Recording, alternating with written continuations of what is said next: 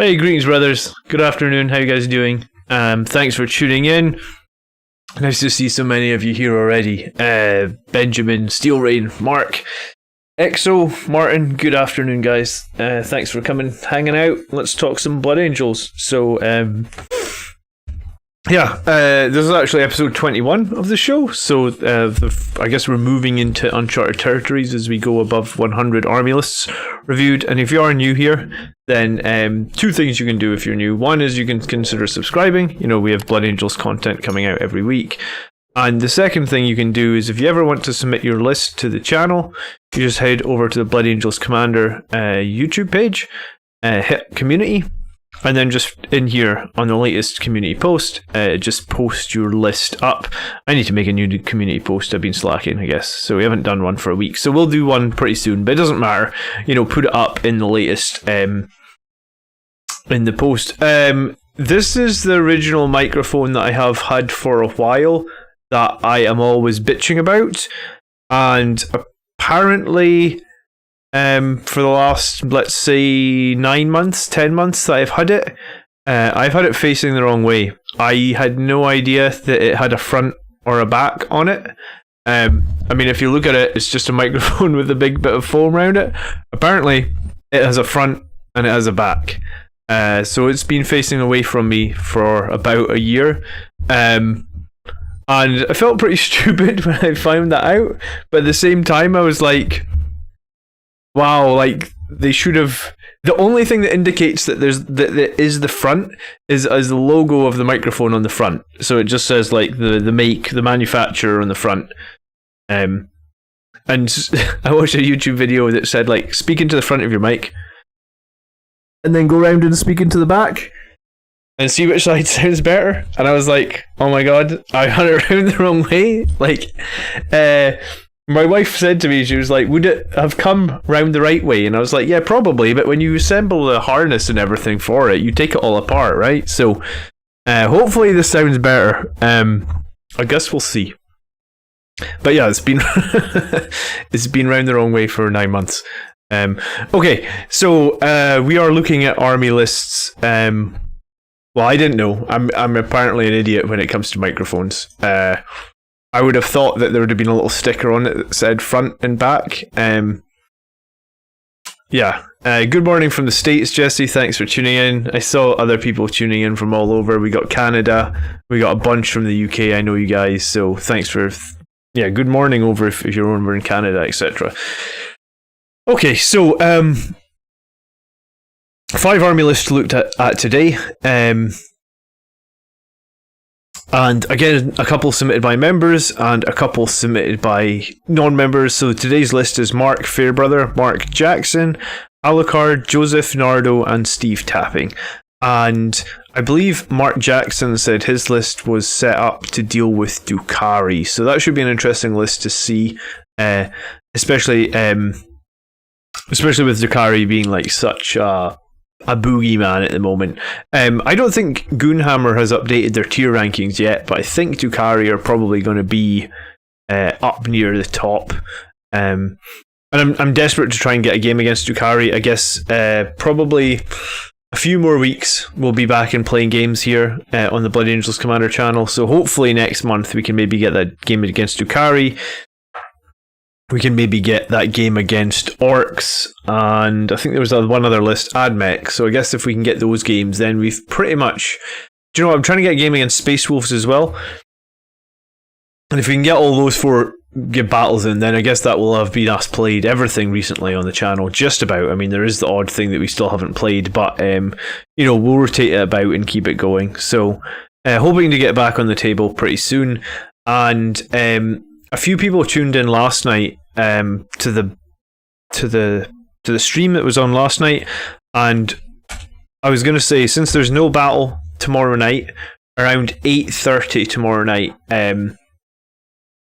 we're going to be over on, well, we'll be here on the channel, but if you were tuned in before, you'll know that I got a trial version of this Battle Sector game, and it's a Blood Angels based 40k game which is pretty cool. It's like turn-based strategy.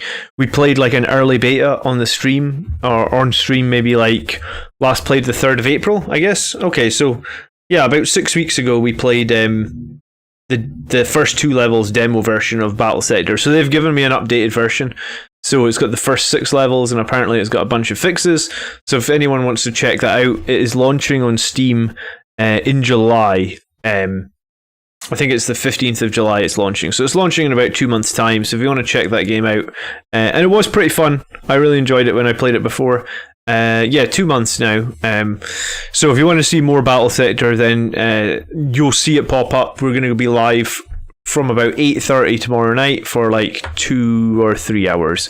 I guess we'll see. We should be able to bash through the first couple of missions pretty quickly because we already beat them, and then we'll take it from there. So come hang out if you want to see some more Battle Sector tomorrow night. So that should be cool. Alright, so without any more chatter, I guess we'll get into today's first lists. And if you do have any questions and you want them answered in the chat, just fire them in. I try and keep up with all the questions and comments on the chat. Sometimes I miss something, but for the most part, we try and keep up. So welcome to the stragglers getting in. Matt, Mark Jackson. Mark, you said your list was anti-Dukari, is that right? And hey, Adam. Cool. All right. So let's start with Mark Fairbrother. And I think Mark Fairbrother names all his lists in, like, is it Latin or something? Yeah, he said it's Latin for death from above.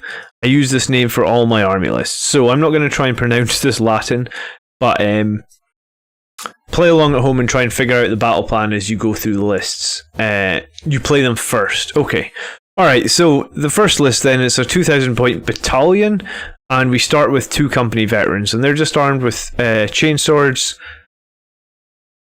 2 chainswords, sorry. I was confused. I was like 2 times chainsword, but it's just 2 models.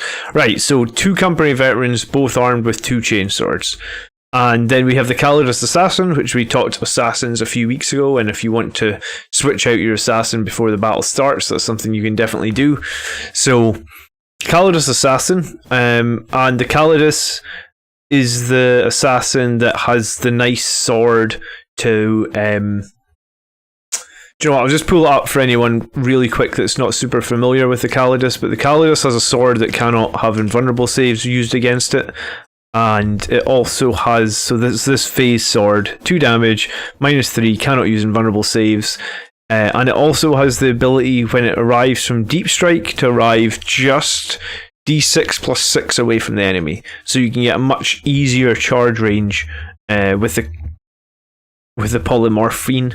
And then finally, it's got this pretty nasty ability called Reign of Confusion.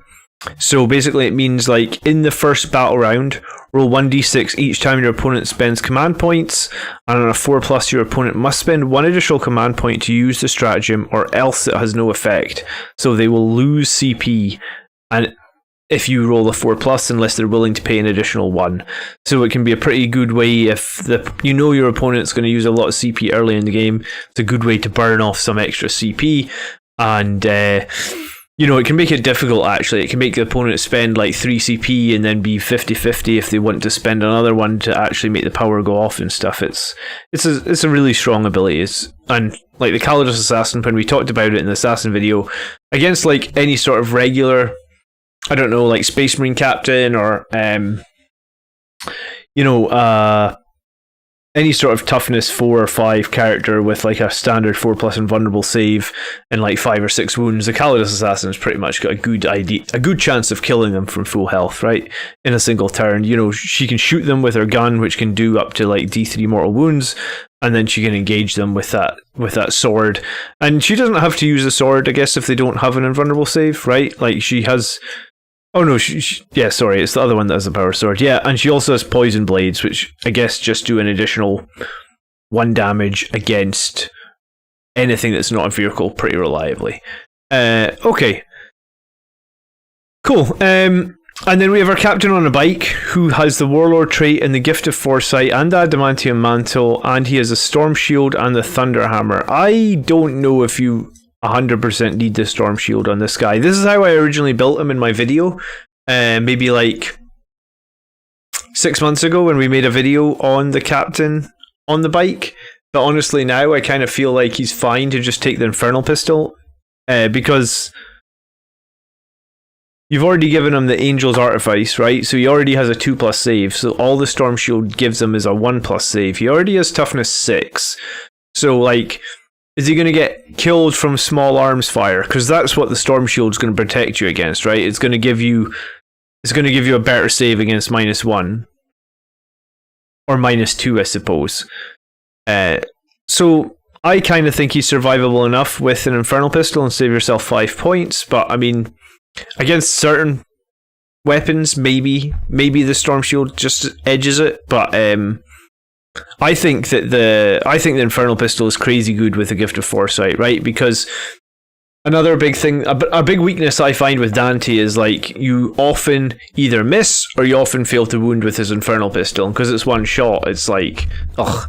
Whereas with this guy, you can reroll the hit and you can reroll the wound every turn for the Infernal Pistol, and I think that provides more value than the Storm Shield. But yeah, I mean, I guess there is ways to get around the invulnerable save with Weight of Fire. I don't find people go after that captain too much with this toughness 6, though, right? Like, you're not going to get brought down. Like, even like onslaught cannons are only going to wound you on 5s. Even like twin assault cannons are only going to wound you on 4s or something. You know, like, it's not easy to wound the captain, so I don't know if he needs a Storm Shield. My opinion, I guess. And then a Lieutenant in Phobos Armor, who is the Warlord, Lord of Deceit, and he's the hero of the chapter. Okay, I mean, Lord of Deceit lets us redeploy our Phobos units at the start of the game, so that might be cool. And then also the Sanguiner, and we don't really see the Sanguiner much in 9th edition. I feel like it's maybe worth doing a video on him. But yeah, we don't tend to see too many. We don't tend to see the Sanguiner too much in 9th edition. Troop wise, we have 2 Incursor squads and 1 Assault Intercessor squad. Elites wise, we have the Apothecary, who's been upgraded to be the Selfless Healer. So we do still have essentially 4 characters here, and a Selfless Healer is in the mix. We have Blade Guard Veterans, and it's a 5-man veteran squad. We have 2 more squads of just regular veterans with double chainswords. Hey Jason, thanks for tuning in. So I guess this list has basically 3 squads of veterans, I guess, to perform actions, right? Like raise banners, deploy scramblers, whatever you want them to do. We then have a 7-man Death Company with jump packs, and they have all just bolt pistols and chainswords. We have Vanguard Veteran Squad, and it's 9-10 man. 5 of them have Storm Shields and Lightning Claws. 5 of them have double Lightning Claws. I did some math hammer on the double Lightning Claws versus the Storm Shields, and the double Lightning Claws provided very little bonus, while the Storm Shields provided like a large increase of survivability. So I guess that one's a tricky one for me. Like, I would probably just run them all with Lightning Claws and Storm Shields, but I don't think the damage bonus you get from having 5 more Lightning Claws makes up for losing 5 Storm Shields. But if it's to save a certain number of points, the same 5 points you could save if you put the Infernal Pistol on the captain, maybe I would swap it out. We have the Fast Attack, and it's attack bikes with multi-melt. There's 3 of them in a squad. It's kind of a no-brainer. These guys are super amazing, especially with a Chapter Master. We have the Whirlwind with a Castellan Launcher, which we need for... what do we need that for? We need it for suppression fire, of course. I had to think about that a second, sorry. And then a dedicated transport, which is just a drop pod with a Stormbolter. Okay, so I guess the veterans are most likely the target for the drop pod. Yeah, I mean, the veterans really are all that could fit into it. Yeah. I mean, I guess it's going to be something like Relentless Assault, like drop...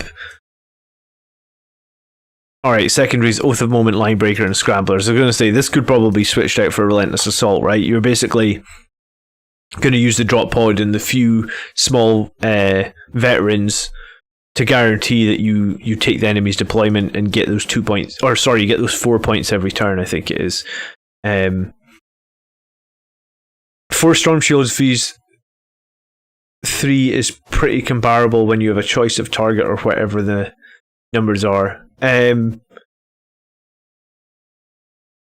Yeah, I mean, I think when I did the math, taking that extra Lightning Claw increased their damage by about 10%, but having the Storm Shield increased their survivability by like 30% or something like that. So in my opinion is the Storm Shield Lightning Claw is better than the double Lightning Claw. Even if you're making a 10-man squad, I still prefer Lightning Claws and Storm Shields on every single model. Alright, so general plan is take and hold objectives, score secondaries, annoy the hell out of my opponent. Killing the enemy is definitely of tertiary concern. Deploy Incursors and Phobos Lieutenant as far forward as possible to threaten turn 1 charges and scare the crap out of my opponent. Affect their deployment, then redeploy them into strategic reserves for later annoyance using Warlord, Lord of the Sea, likely adding my units to my backfield for Linebreaker and Scramblers and Harassment, or to help backfield objectives as required. Yeah, I mean, I guess it's definitely a play to just put those things super far forward and then pull them back. Don't think you can redeploy the Phobos into strategic reserve. They need to be deployed normally. I think you're right. I remember reading something about this actually, because someone was trying to do it at a tournament and they did it incorrectly. Let me see if I can find the exact wording on that real quickly.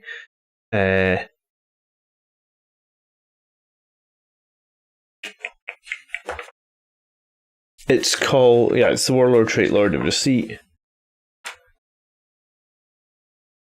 After both players have deployed their army, select up to 3 Phobos units from your army and redeploy them. If the mission uses strategic reserve rules, any of the units can be placed into strategic reserves without having to spend any additional CP, regardless of how many units have already in strategic reserves. If both players have the ability to redeploy units, roll off. I remember what the ruling was here actually. Krychek. When you redeploy them, you cannot redeploy them into concealed positions, I think. I think that was the ruling.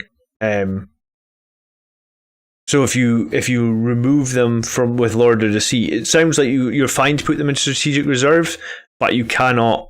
I'm pretty sure you cannot put them back into concealed positions. This was done at a tournament, and they played it wrong. All right, cool. Yeah, I'm correct. Thanks, Mark. Okay, the Death Company are there to deploy forward. Oh, and Sugar, let me quickly put. You know, I forgot to say at the start of the stream, at the end of the stream, like an hour after the stream ends, I'll post all these lists into the comment section of the YouTube video. So if anyone wants to check out the lists further, for reference or whatever, you can grab them. And in the top right-hand corner, I'll also put whose list we're currently looking at, so you can keep up with the lists as we go through the stream. Any documentation or FAQ ruling on that somewhere? There must be, because I guess me and Mark both remember the ruling.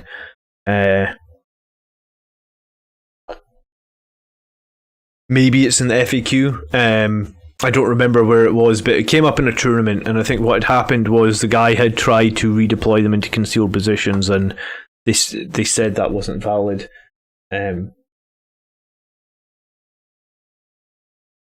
So you can put them in strategic reserves, fine. You can redeploy them into your deployment zone, fine, but you cannot redeploy them into concealed positions. Alright, the Death Company are there to deploy forward, ideally behind obscuring cover, threatening a forlorn 1 turn 1 charge, and therefore to generally charge and hit things. Maybe use Wings of Fire to go off the table and redeploy somewhere annoying.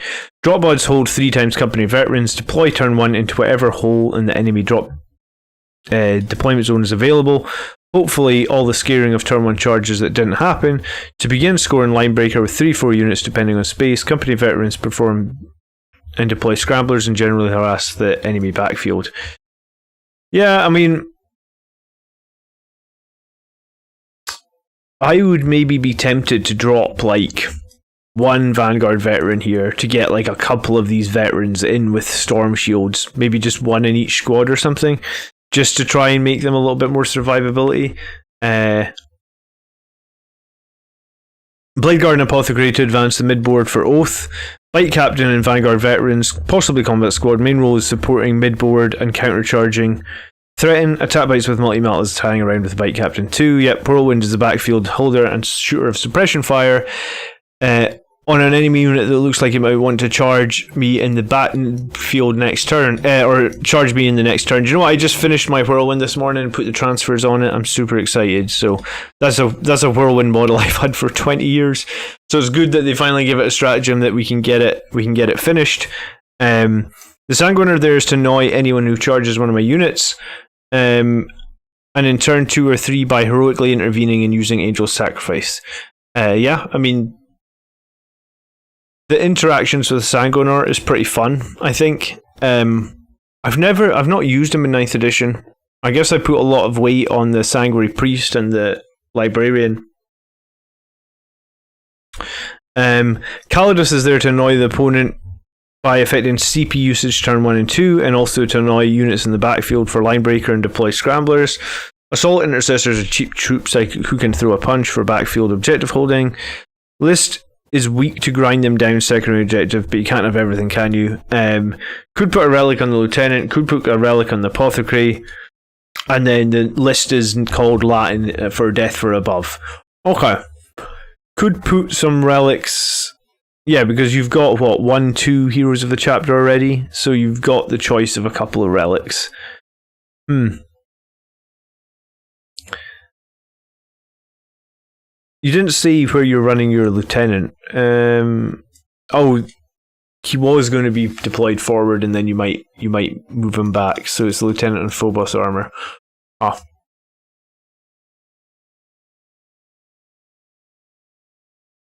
I don't typically run a Lieutenant and Phobos armor. I mean, the Apothecary could have a relic, but like, I'm not seeing one that I really like. I mean, Armor Indomitus or something to make her more survivable. Yeah, but like, does it really bring that much to the table? If it was a Primaris Apothecary, you could get like Voxum Spiritum to increase the range of his aura, but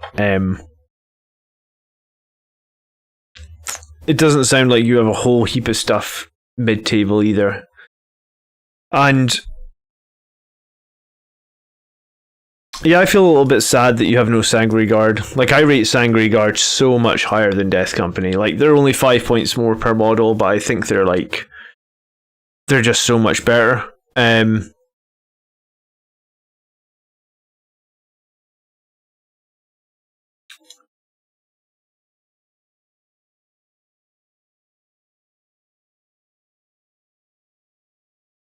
Yeah. I mean, I like the idea with the drop pod. I guess in certain deployments you may have problems though, right? Or just, I mean, I've played a couple of games recently where the whole deployment zone has been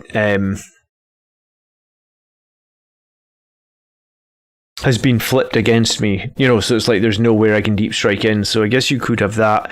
You know, Krychek mentions Visage of Death for the Apothecary. Yes. I mean, if he's going to be able to stand tactically positioned within that middle objective, then I'd say Visage of Death is actually it's probably the thing you get the most value out of here, right? Because you've got your 5-man Blade Guard veterans to hold the middle. You know they're probably going to survive, especially if the Sanguinar joins them. Yeah. So I think if you had to take a relic here, if you really wanted to take one more relic, and how many CP do you start with? 9? Yeah, you can afford to take 1 or 2 more here, to be honest. So yeah, I would take Visage of Death on the Apothecary. I think that's probably going to be your best pick. I think that would be stronger than the other option. And Lieutenant and Phobos armor. What's he got? Like, he's got an attack knife or something. I have a Lieutenant and Phobos armor, but I never bothered painting him. Yeah, and do you know what I would probably do actually is, I could be wrong here. I think, like I said, I would probably drop 1 Vanguard veteran. I mean, I know that you want to maybe combat squad them, but like, I guess maybe give up that, get a few more storm shields on some of these veterans that you're dropping in, because 2 guys in power armor really aren't survivable. I might make it a Primaris Apothecary, because the Primaris Apothecary has, if I can ever find it in the stand book, I wish at one point they'd just make these codexes alphabetical. Primaris Apothecary has an additional wound, so it might just be important, like if there is some way he can get targeted. The Primaris Apothecary also has a really nasty pistol compared to, like he is a -4 damage pistol, so that's pretty useful. I mean, especially when you're talking about not really wanting him in combat. I understand why you might pick up the Teeth of Terra, but I'd much more likely keep him out of combat if possible. I don't try and get my Sanguinary Priest in at all. And then our Lieutenant in Phobos armor has equipped with, he's got the same paired combat blades as the Incursors. I mean, you could mastercraft his combat blades, so at least he's got a bit of damage in melee,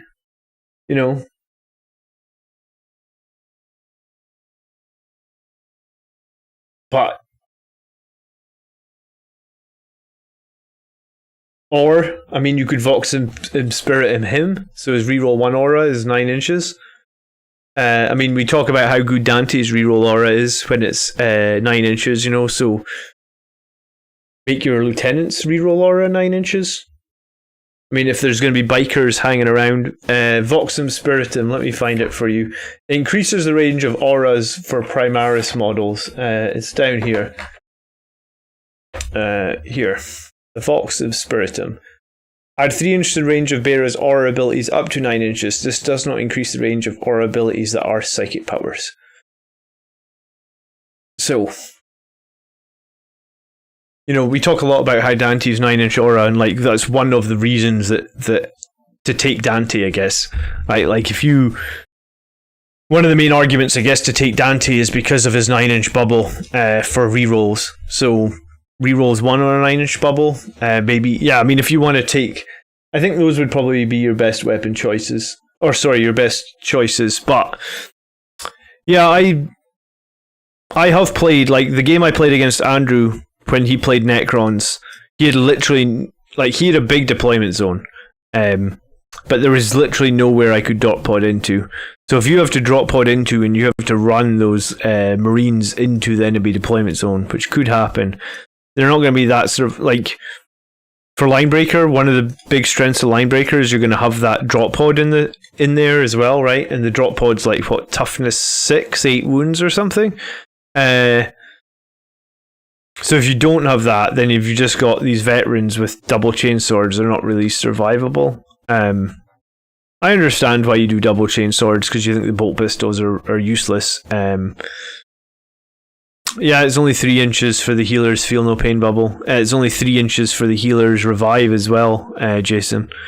So the healer, careful positioning on your Sanguinary Priest is super important now. Okay. And then what else have we got? We've got the Whirlwind, we've got the Tap Bikes. I am a little sad there's no Sanguinary Guard. Chainsword Death Company, Blade Guard Veterans, Apothecary. Okay. Alright. And then the Calor's Assassin is in there as well. Right.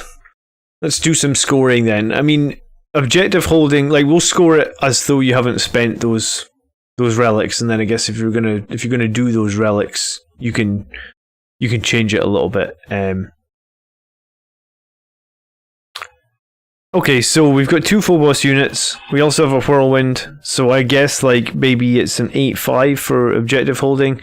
I mean, I guess you could almost say it's a 9, because you could, if you're going to do your drop pod on, just drop your pod onto an objective and have all the company veterans spill out, that could give you more points as well. But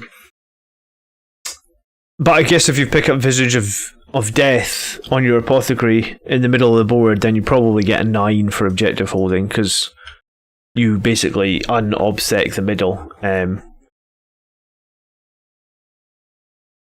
what about the reliquary of Gathlamore, which is while an enemy psychers within 18 inches, subtract 1 from a psychic test. Each time a psychic test is failed, roll a d6 on a 4 plus that unit fails, takes mortal wounds. I mean, that's interesting as well. I feel like it's quite situational though, right? Like not every army you fight up against has psychers, but I guess if they do, that's pretty interesting. Alright, anti-horde / infantry. So we don't have a ton of anti-infantry firepower in this list. In fact, we don't really have much. So I guess the anti-infantry firepower is probably a bit low. I mean, we've got like Stormbolters on these attack bikes, Stormbolters on a drop pod. We've got no Sanguinary Guards, so we obviously lose their sort of Angelus bolt guns. And then, you know, our captains or our lieutenant and the assassin can do a little bit of shooting, but overall, I guess your anti-infantry horde, the melee part of it is fine, right? Like Death Company, Chain Swords, Vanguard Veterans. The shooting part of it is definitely weak, so I think that's like a 7. And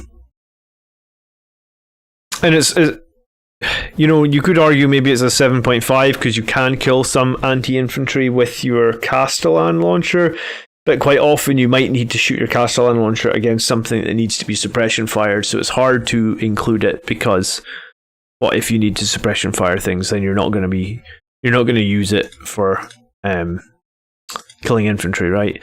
Anti-monsters. And while we're thinking about anti-monsters, let's think about the number of 3 damage weapons in this list. So we've got the 3 multi-meltas here. We have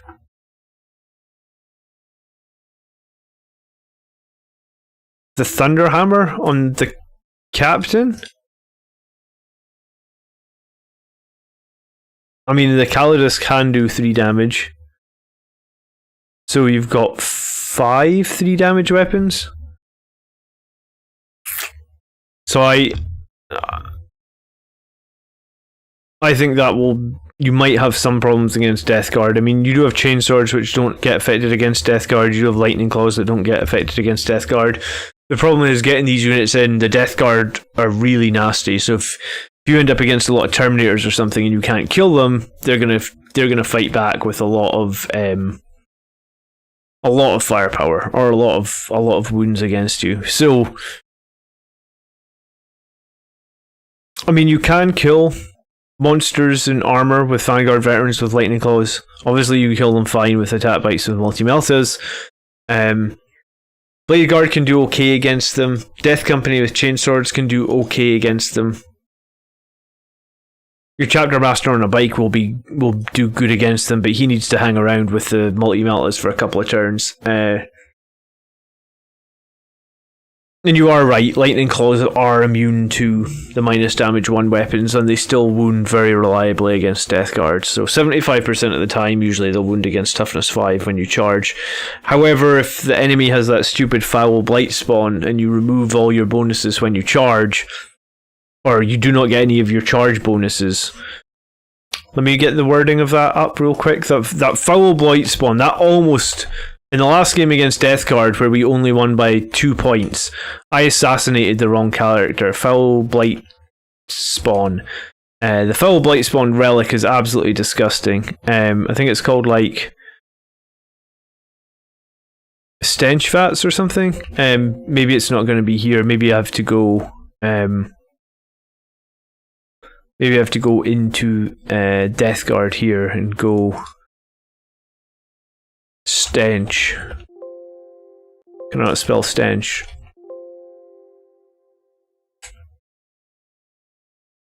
We see revolting stench vats.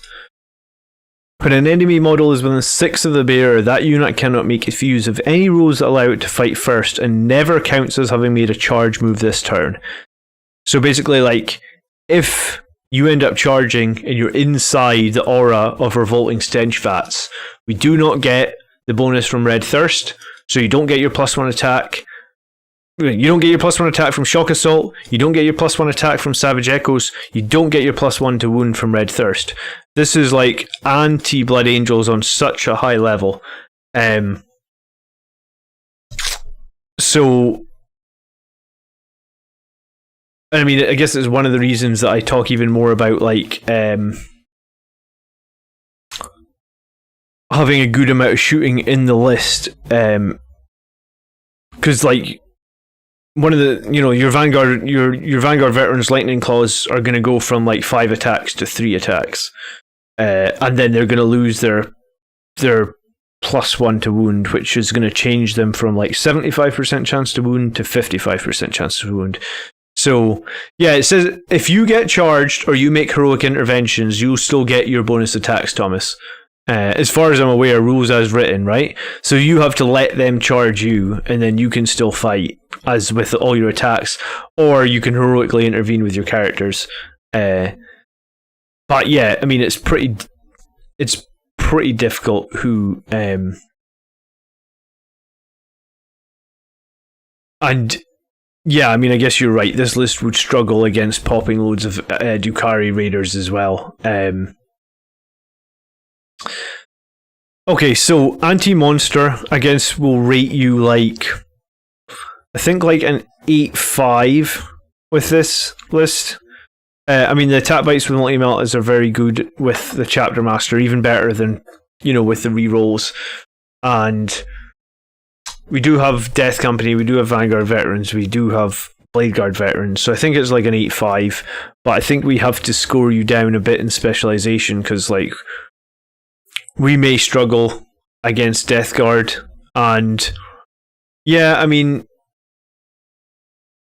in some ways, Thomas, you're kind of right. Like, I guess that's another reason the Sanguinary Guard are so good, right? They have that ability to heroically intervene. So, I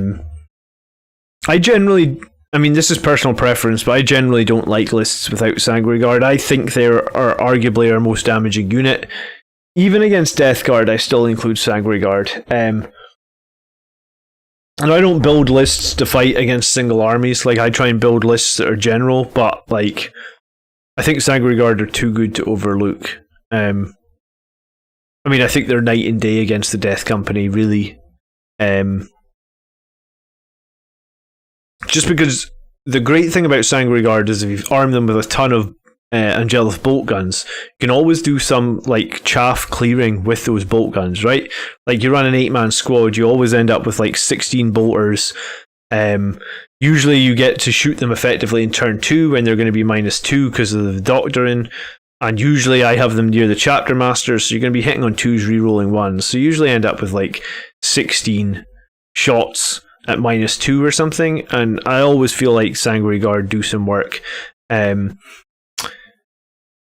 you are right, Death Guard are like really difficult to deal with at the moment, but yeah, okay, so mobility wise on this list, I guess the mobility is super high, right? We have the drop pod with the veterans in it, with the Death Company.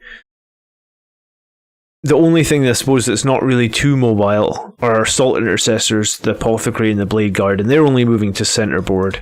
So I think mobility is generally pretty good, but I think specialization, we're going to have a little bit of trouble here, and I think the reason we're going to have trouble here is lack of 3 damage weapons, and also probably lack of shooting to open up transports if we are going to play against Drukhari. And then I guess like we're not going to take any points off for not having Sanguinary Guard, but I do generally just feel like Sanguinary Guard are so core.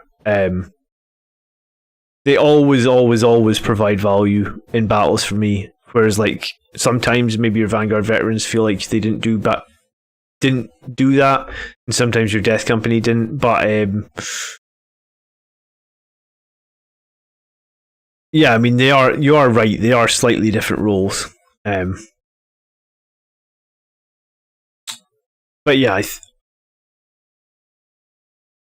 I see, you know, I've seen a few lists in the last few weeks. It's like Death Company and Vanguard veterans. I guess just my personal preference is Sanguinary Guard and Vanguard veterans. But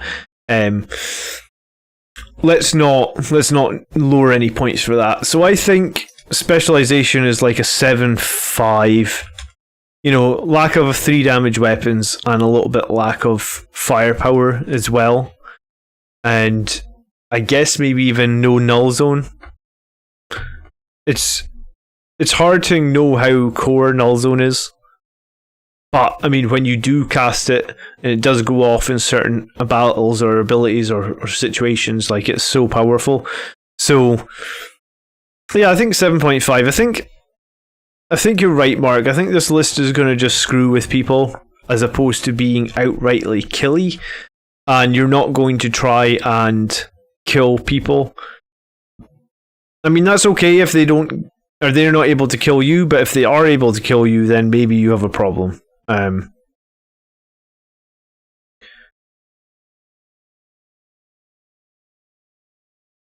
Yeah, it's an interesting one.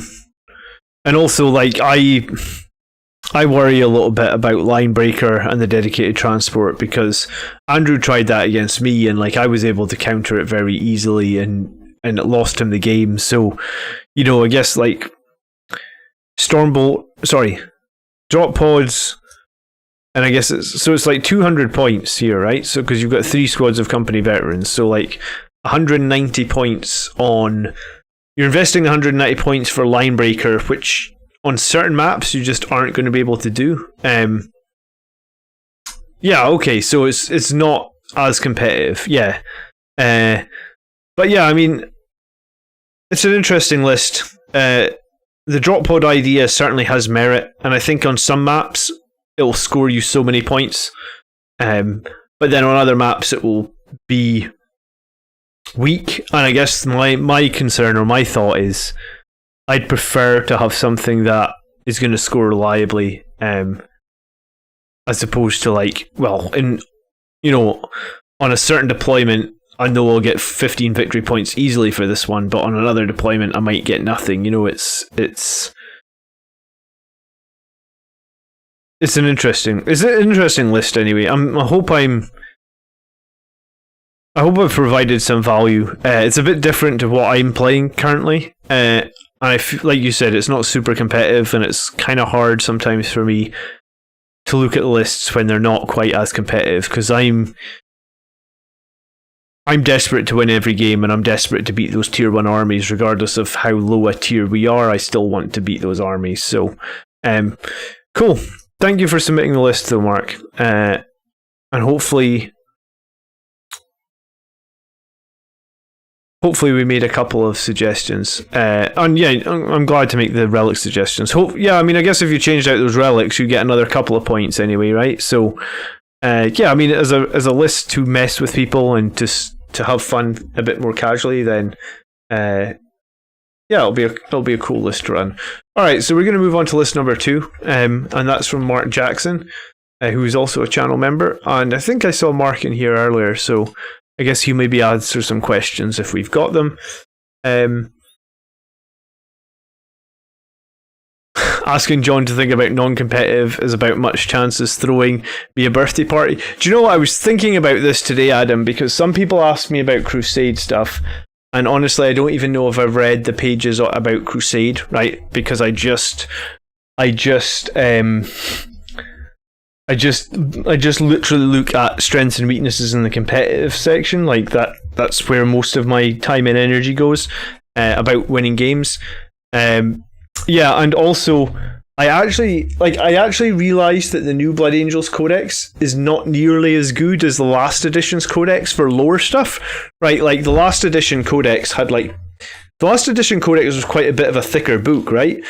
And it seems to me that like some of these newer codexes, they're kind of stripping some of the lore out of the codex, which I guess is, I don't know if it's a good thing. Like I don't always read all the lore, but like it's nice to have it there. So I was actually thinking like I want to do a video on lore, but like I honestly don't I don't read enough of the lore. I mean, I've read the books, so I guess at some point, if somebody wants to write me a script for a video on lore, you know, let's make it happen. Because yeah, I definitely haven't kept up. I've been focusing all my energy this edition into competitive play. And I've kind of had to, I suppose, right? Because with Blood Angels not being the top tier list that maybe we once were, it's important to get those wins. We have to play even better. We have to try even harder. We need to think about all the options, you know. So it has been difficult to win all the games religiously in 9th edition. So I guess, you know, I don't have as much free time on a day-to-day basis as I would like. So I haven't delved into Crusade or haven't delved into the lore. I would like to, like maybe if I take some holidays off work. But at the moment, no, I just want to keep winning those competitive games. I keep wanting to provide analysis on the competitiveness of Blood Angels, and hopefully get to a tournament before too long, and actually see how we do with like the new list that I'm building, which I think will be a pretty good tournament list. Mark says I'm just starting the roll. You know what? I read a lot of the lore like years ago, but I haven't kept up on it so much over the last 5 years or whatnot. Okay, so Mark Jackson. Here's a new list that I'll be using soon. Let me explain the thinking of this list. I like chaplains, and I got a new model, so I have to try him out. So anytime you bring a new model, he'll get killed before he gets to do anything, so just be aware of that. That's called new model syndrome. The priest is there to revive and heal as many guys as I can, and I hope he survives. I made him really tanky as I could. I know the captain on the bike doesn't need the storm shield, but I want to see if I can get better armor rolls than rely on Vuns. As for the troops, 1 infiltrator squad to protect the whirlwind. We have bad terrain in our local shop, 1 to charge midfield objective, and then cursors to do guerrilla tactics to get a backfield objective. The blade guard is to hold the middle of the field for oath. The sanguinary guard and vanguard veterans are for get and engage and kill what is holding objectives on their side. Leviathan and the Redemptor are for the monsters on high toughness guys, along with eradicators. Everyone knows what the whirlwind is for. I really want as many CP as I could get, and I'm still used half before the game. I might be able to do what I want with 6 CP and gaining 1 each round. Thank you, John, for everything you do for all of us. Oh, Mark, very generous. Very welcome. Dante still wants to die, but is now supreme leader of the entire section of the galaxy. I think Dante will go through the Rubicon before too long, and then he'll come back reinvigorated. That's you heard that here first. That's what's happening, Thomas. Alright, so we have 2 extra relics in this list. We have the Captain on the Bike, Gift of Foresight, Angel's Artifice, and Iron Resolve. Why Iron Resolve? Thunderhammer, Storm Shield. The Primaris Chaplain on the Bike, Mantra of Strength, Benediction of Fury, Master of Sanctity, and the Wise Orator. Okay, and then the Sanguinary Priest, Chief Apothecary, Jump Pack, Selfless Healer, Artificer Armor. 2 questions. Why Iron Resolve and not Adamantium Mantle? And why Artificer Armor and not Armor Indomitus, I guess? Like, are they not the better picks here? Armor Indomitus giving you an extra wound and putting your save onto 2+. I mean, if you think about Artificer Armor, it only benefits you when you get hit by -4 weapons, right? Over Armor Indomitus. If your priest is getting hit with a -4 weapon, Mark, it means you have your priest in the wrong position on the board, I would say. Like, I don't run my priest with any armor. And he's pretty much generally alive till the last turn every game, right? You've seen my games, I'm sure, on the channel. The priest never dies, right? He's positioned smartly. Yeah, it gives him an invuln against -4, but like, what are you letting? You know, like, you need to be positioning him within 3 inches of a tank or a squad or a dreadnought, you know, so that he can't be targeted with ranged weapons. And then he should always be hanging a little bit behind your front line of units for shooting, so that the priest should never be targeted. Yeah, you should never even be in combat, to be honest. So I would say you're better off with Armor Indomitus, because if for some reason, let's say he flies a Demon Prince over the top and gets in combat with you, a 5+ save is not going to be reliable against the number of attacks the Demon Prince has, right? The Demon Prince is going to have like 6 attacks, hitting on 2s, rerolling 1s, wounding on 2s, rerolling 1s. So if you have to take 6 5s up, that's not going to happen. Whereas if you have the Armor Indomitus and you can use that 3+ invulnerable save for that one turn, maybe he survives. I think that's definitely the better option. And then you get the Priest the hell out of dodge next turn. You should just never have your Priest in combat. As I say, I don't put any armor or anything on my Priest. I'm just running him with his 3+ power armor, and he generally doesn't die. And the Iron Resolve, I don't know if you mentioned this, but I'm convinced. Let me double check this. I'm convinced when I did that video about no, where am I going? Presentations. When I did the video about Dante and the Chapter Master, where is it? Dante vs the Chapter Master. I'm sure I compared the Iron Resolve as an option, right? Did I?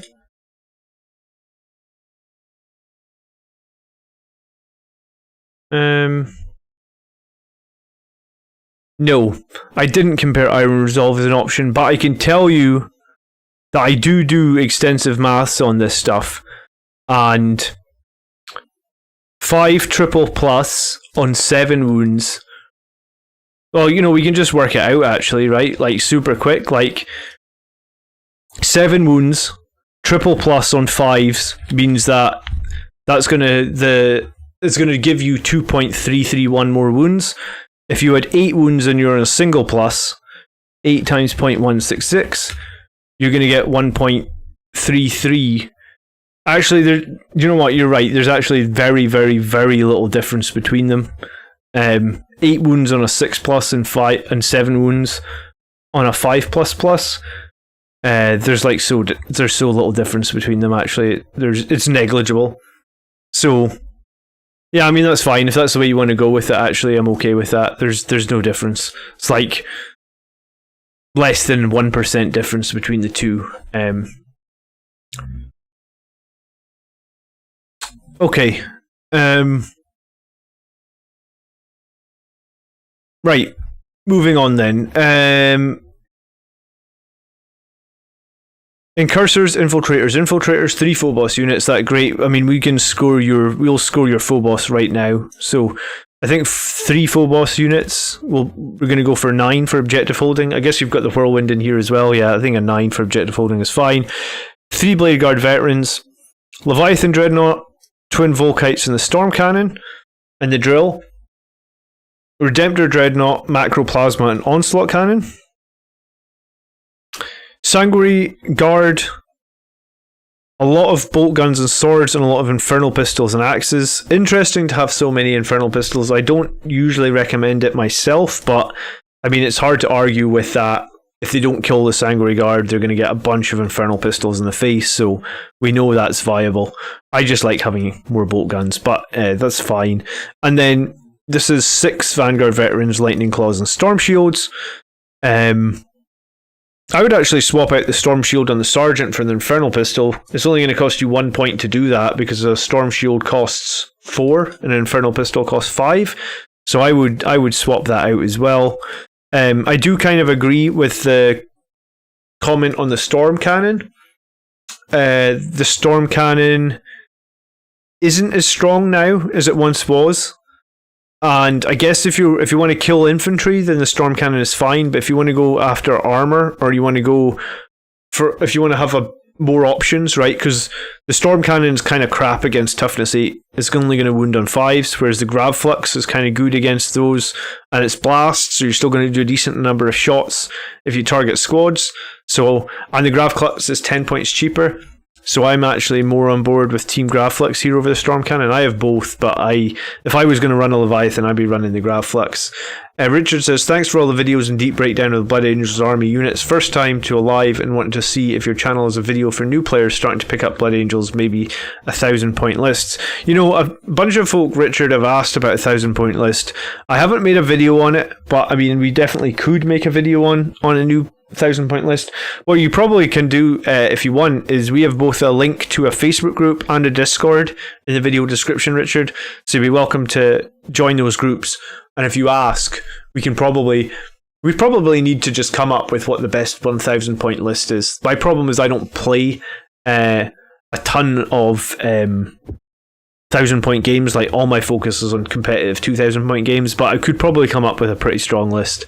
Storm Cannon is a top choice for anti-raider firepower. I mean, I guess that's definitely true as well. And then you do have, in this list, we do have Eradicators with melta rifles, so we have that as well. Yeah, I mean, do you know what? When I first bought the Leviathan, I actually bought a Storm Cannon and the Gravflux, and I guess the one other thing with the Gravflux is it's only got that 24-inch range, so Storm Cannon kind of beats it on range. And Storm Cannon is not bad, but yeah, there is discussion about 1,000-point lists all the time. We need to come up with the best 1,000-point list. Then I guess that. Let me add that to my list of videos to make. Because if I don't write it down, I'll forget. But yeah, I have a long ass list of videos to make. So best 1,000-point list. I guess we could maybe make a few and put a poll up on Discord and ask people to submit their strongest 1,000-point lists. That might be a cool option. And then try and pick some of the best. Maybe we could do a show where we just focus on 1,000-point lists for a week or something. Because they are very different beasts. Here's a question for you, Mark, because I have only played 1,000-point game in, let's say, the last... I don't know, I've played one 1,000-point game in 9th edition. Secondaries for 1,000 points are actually much more difficult to pick as well, I find, because, you know, typically the enemy only have 2 characters. So, like, if you're going to take Assassinate, you can max on, like, 6 points, you know? Whereas, like, 2,000-point games, quite often, like, I play Andrew and he takes 5 characters and his sister's a battle list, so it's kind of like a no-brainer. It's like, well, I'll take Assassinate because I can get a full 15 points. So 1,000-point games are a bit tricky in that sense as well, right? Because you're kind of limited on some of the points you can set up. Yeah, please tag me, Adam. Yeah, let's do it. Let's make a video on 1,000 points. It comes up a lot, actually. All right, so continuing on to this list then. So we heavy firepower. We have Eradicators. We have the Redemptor. We have the Leviathan, which I kind of like. I think Leviathans are very strong and survivable, and I love the drill on the Leviathan, right? The enemy will need to deal with that drill. 8-man Sanguinary Guard is perfect. 6-man Vanguard Veterans are just about perfect. Whirlwind, I don't think you need the Stormbolter on the Whirlwind, right? Like, it's almost like you're actually going to be wanting to position your Whirlwind so it can't see the enemy. I don't know what you're going to achieve with that 5 points in the Stormbolter. I would drop them for sure. I mean, that dropping the Stormbolter there would then leave 8 points, which at that point would actually get you a Relic Blade and an Infernal Pistol on this Vanguard Veteran Sergeant, which is, you know, it's one of the things I recommend. So that gives your Vanguard Veteran Sergeant a 2 damage Relic Blade and an Infernal Pistol, and if you wanted, you could Angel's Ascendant him to give him that 3 damage Relic Blade, which is pretty interesting as well. Okay, Infiltrators and Phobos units, no problems there. Sanguinary Priest is great. The 4 damage Primaris Chaplain on a bike potentially is also great. The Wiserator is so important for giving him reliable litanies. And then Captain on a bike, I guess another person running him with a Storm Shield, but I think you can 100% get away running an Infernal Pistol on this Captain on the bike, which will free up 5 points. I mean, remember now, I've played we played 11 games with my list with that Captain on the bike with Infernal Pistol, right? How many times did that Captain on the bike die in those 11 games, because I remember he died against the Terax drill, because I didn't realise the Terax drill was D3 plus 3 per failed save, and I actually could have re-rolled a save with a CP, but I didn't re-roll because I figured, like, oh, it's a vehicle, it's not going to do much. And then Andrew was like, that's 12 damage, and I was like, what? Because he rolled the double 6. So the captain on the bike died against the Terax drill. Did he die in any other game? Because, like, I generally don't think he did. Like, I can't remember. I remember in one of the against Custode's game, Andrew needed to kill him in the final turn to win the game or to draw the game or something, and he didn't die. Colin charged him with that plague burst. No, Colin charged him with a fetid bloat drone with the lawnmower on it, and he did 12 attacks, hitting on 3s, and he actually rolled 12 hits. So he did 12 strength 7, 2 damage, -2 against him, and that didn't kill him. So, like, if that character literally survived 11 games, and, like, I had him in combat in loads of games, right? He came close once or twice, but he tanked like a boss. Yeah, that's what I thought, Jason. And I guess in a couple of games I did throw some wounds back at him, right? Like, I do usually, if my captain takes a beating, or, like, when we angel sacrifice to save the Centurions against the Death Guard, the next turn for sure, I jumped my priest in and healed him up 3, right? So I guess it was close a couple of times, but if he didn't really die in 11 games, then I guess you probably don't need the Storm Shield, right? And on average, I think having that Infernal Pistol will let you do more work with him. Just because the reroll hit and wound on the Infernal Pistol is so bloody strong. Because he's always in close because of that 14-inch move.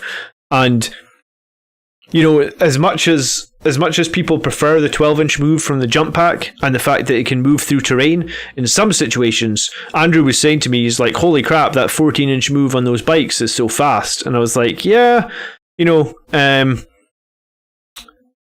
I was able to move 14 inches, just basically drive 14 inches straight forward, make Colin's Death Guard Psyker the closest target, and Infernal Pistol him from 1 inch away, and it's like minimum 3 damage.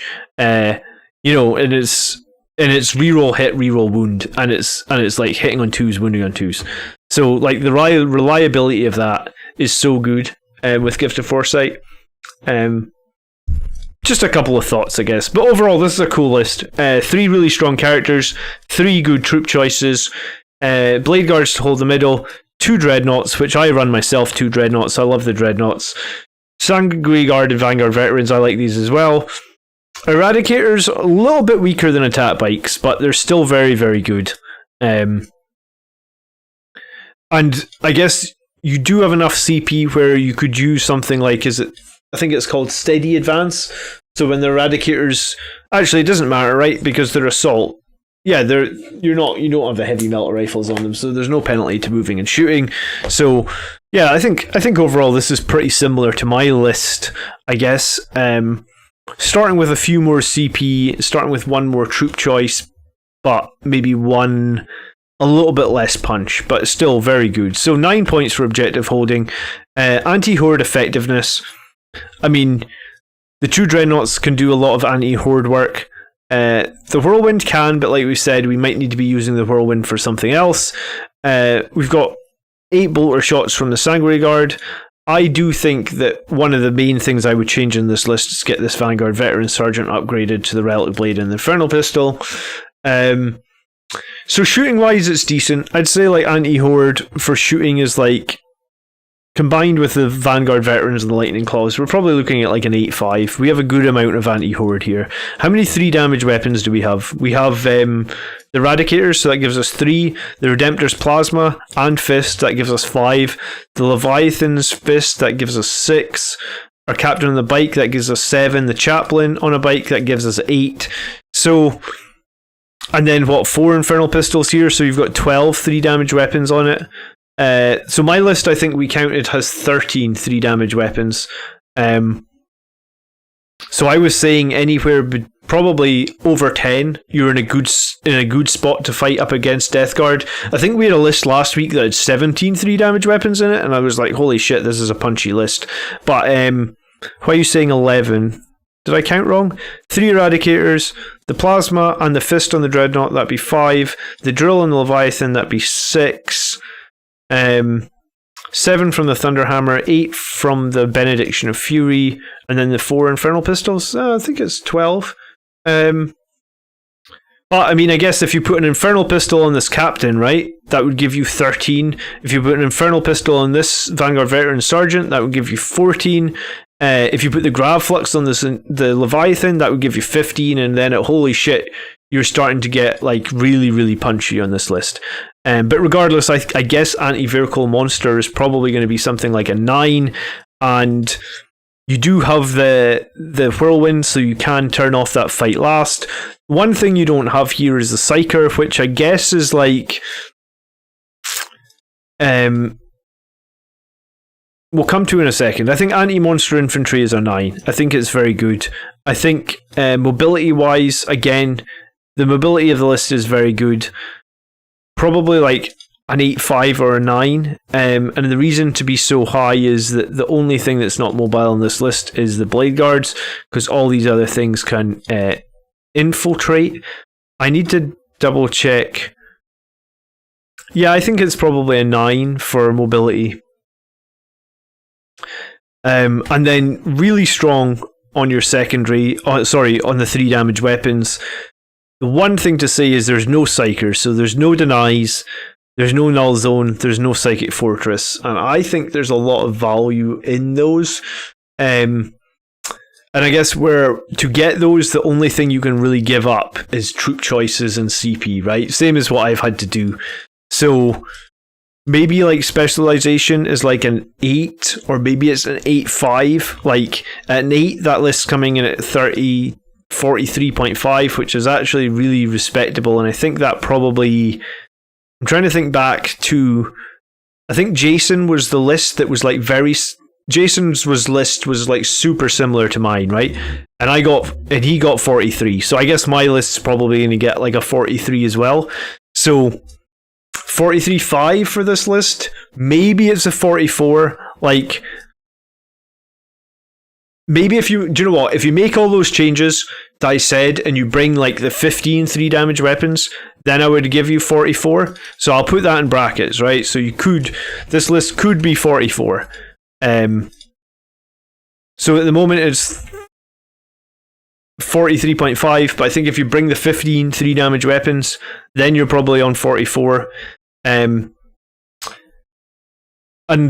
if you swapped stuff out to make it more like my list, right, to include Psychic Fortress, to include the Null Zone, the only way you do that is by giving up points in OBSEC. So it's kind of, and like I said, the other list scored 43, so I don't think you can get much higher than where we are right now. I think this is a very good list. I think for sure, though, I would switch out Artificer Armor for Armor Indomitus. And yeah, I mean the one, so I was running basically this exact thing, right? 2 Infiltrator squads and 1 Incursor squad, or I was running the double patrol list with one of both, and I was having a little bit of problems against like very elite lists. And I guess what I mean by very elite lists is mainly Custodes. Like I played Custodes, and that was the one game I lost on the channel in the last, I think that's the one game I've lost on the channel this year, and it was the game where Incursors and Infiltrators do not kill Custodes. How much would you lose in gain swapping out the Chaplain for Librarian, says Mark. That's interesting again. You know, it's the Chaplain on the bike with a 4 damage weapon is kind of amazing. But when you combo him with Null Zone, he's like holy shit amazing. So swapping that out, yeah, it's difficult. I mean, it's so difficult right now because the way I see it is we have 6 super great HQs. We have the Sanguinary Priest, we have the Chaplain on the bike, we have the Captain on the bike / Chapter Master, we have the Librarian Dreadnought, we have your regular utility Librarian, and then you have the Death Company Captain, probably on a bike. And I think all of those things are amazing. And I actually disagree with that, Krychek. I actually think the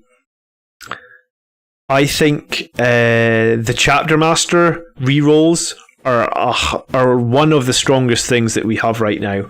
I absolutely love them. If you're running stuff like Redemptor Dreadnoughts, if you're running stuff like Attack Bike Multi-Meltas, or in this case Eradicators, those Chapter Master rerolls are absolutely clutch. They provide so much value every game. You know, you'd think 40 points are a lot, but they're not. It's so worth the 40 points. But yeah, 2 patrols, you would sort of struggle with the number of elite choices, wouldn't you? Yeah, so you have to do the patrol and Vanguard, and then at that point you're super committed to something like I have. But this is a cool list, Mark. You may have a little bit of problems against like super elite setups like Custodes, but I think this is a general, like, this is a strong battalion that we can build. And like, if I was going to build a battalion, this is probably pretty much what I would build. I think if it was me, I might try and get multi-melta attack bikes in there. Like, I'd probably drop a couple of the Infernal Pistols to make some points for the multi-melta attack bikes. I may even drop 1 squad of infiltrators and do like 2 incursors, because that would free up like 15, 20 points. And then I guess if you drop that storm cannon for the grav flux, that would give you enough to get the attack bikes. The attack bikes are good, because, I mean, they do get 12 bolter shots per turn as well. So we're on list number 2 by Mark Jackson. Reziel, thanks. How are you doing?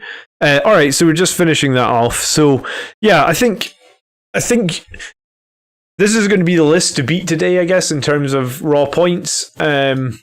Yeah, it's as strong a battalion as we can run, Mark. So, I mean, good job. Let us know how you get on playing it a few times. But yeah, it's a cool list.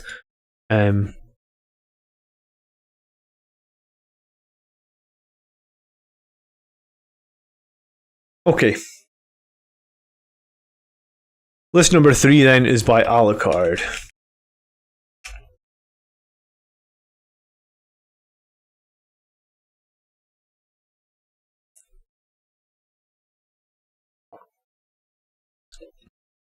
Yeah, I mean, I actually really dig Angelus Bolters. I didn't realise until recently that they're assault as well. So sometimes, 4 more brothers have joined Discord during the stream. Nice. I didn't realise Angelus bolt guns were assault, and sometimes your Sanguinary Guard, you know, they pick off a unit on one side of the map. You want to get them to the other side of the map, so sometimes it's nice to just jump them a long way and advance them, and then still blast out a bunch of. I mean, they're basically storm bolters, aren't they? Like, they're 18 inches, 2 shots, -1, so they're kind of. Yeah, I mean, they're just good bolters, I guess. You know, Alucard's spelt backward is Dr. Akula. I did not know that.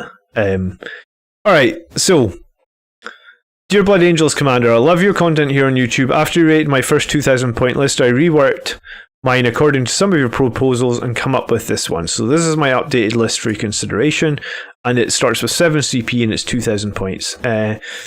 18-inch range is pretty handy on today's board, and terrain densities too. Yeah, I kind of agree with that, and the fact that when you're advancing, you're moving a minimum of 15 inches. So if you think about that, those assaulters have 33 inches minimum effective range, up to like 38.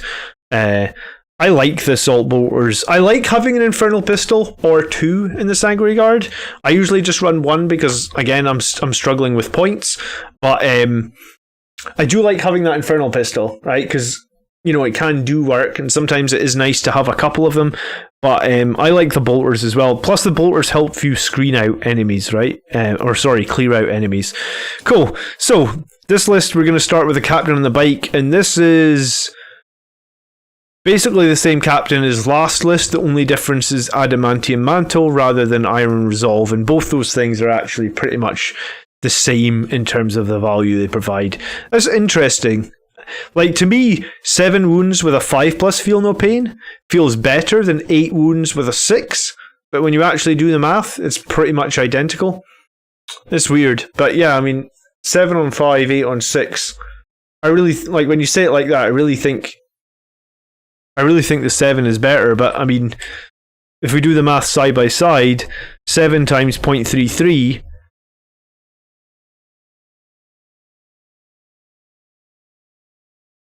against 8 times 0.16666. Oops.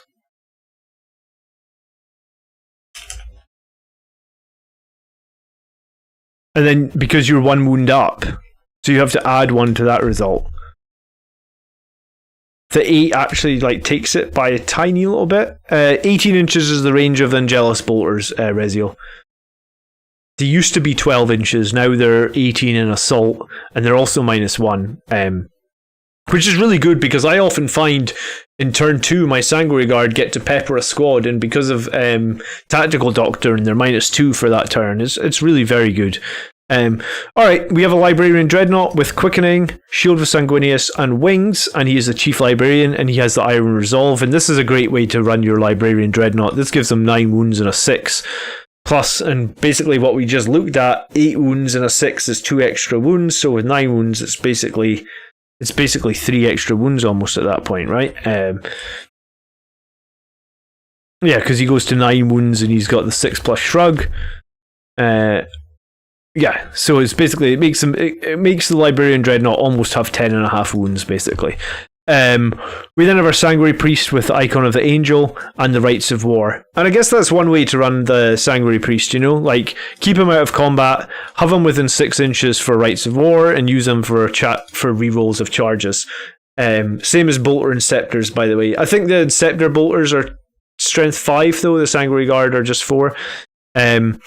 We then have 2 Incursors and an Infiltrators. 10-man Death Company, all chain swords.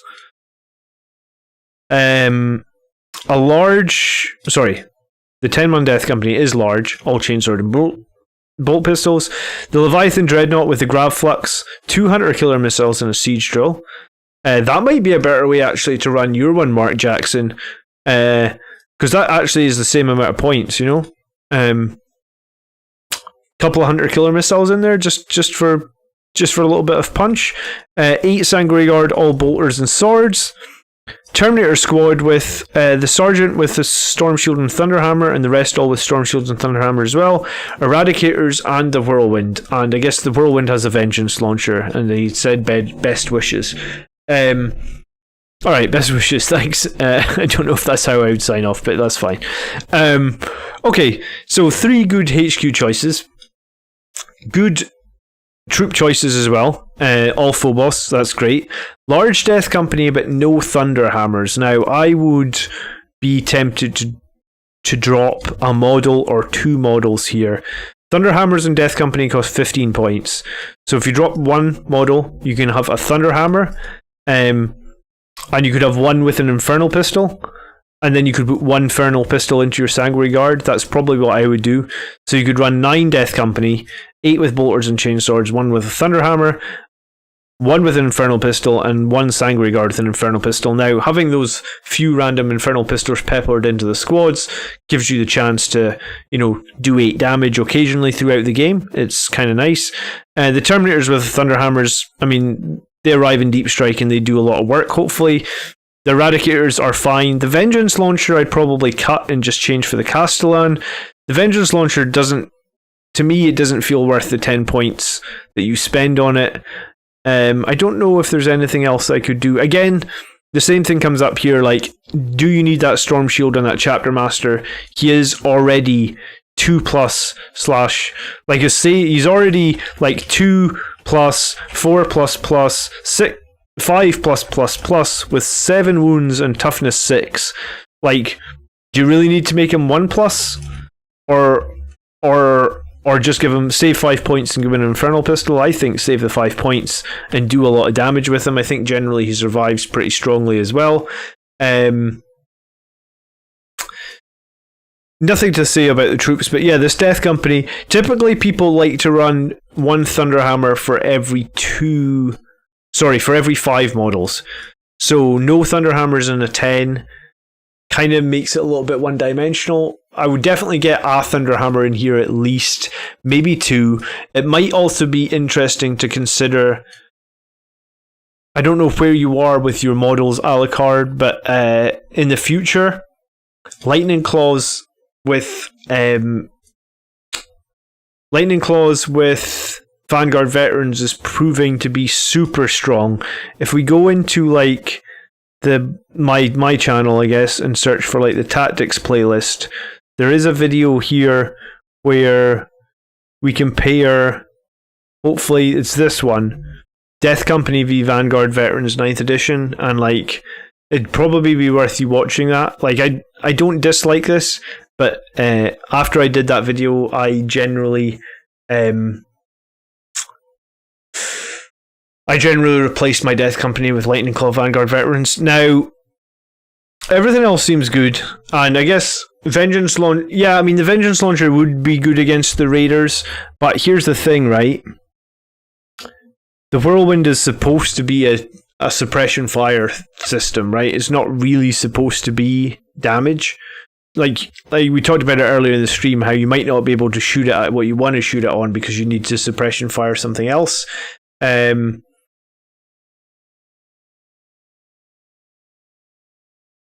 This is the correct way to run the squad of Sanguinary Guard. Yeah, I mean it is, and it. I guess everybody has their own preference. The reason I really like the Infernal Pistols is usually my Sanguinary Guard will be around my Chapter Master. So having an Infernal Pistol in the squad usually means I get to hit with an Infernal Pistol on a 2 and reroll a 1. So it's just think of it as a throwaway shot, kind of like a Hunter Killer Missile. If you think about a Hunter Killer Missile that you only fire once a game and you're happy to spend 5 points on, think of the Infernal Pistol the same, right? Like, you spend 5 points on it, maybe once or maybe twice a game, you get to shoot something at close range with an Infernal Pistol, and sometimes it just melts something. And I would say that, I'm trying to think, like, out of my games, I would say it's almost like every second game, you'll just get that random, like, oh, that Sanguinary Guard is within 3 inches of that model. Well, he's going to shoot his Infernal Pistol and it's a minimum of 3 damage.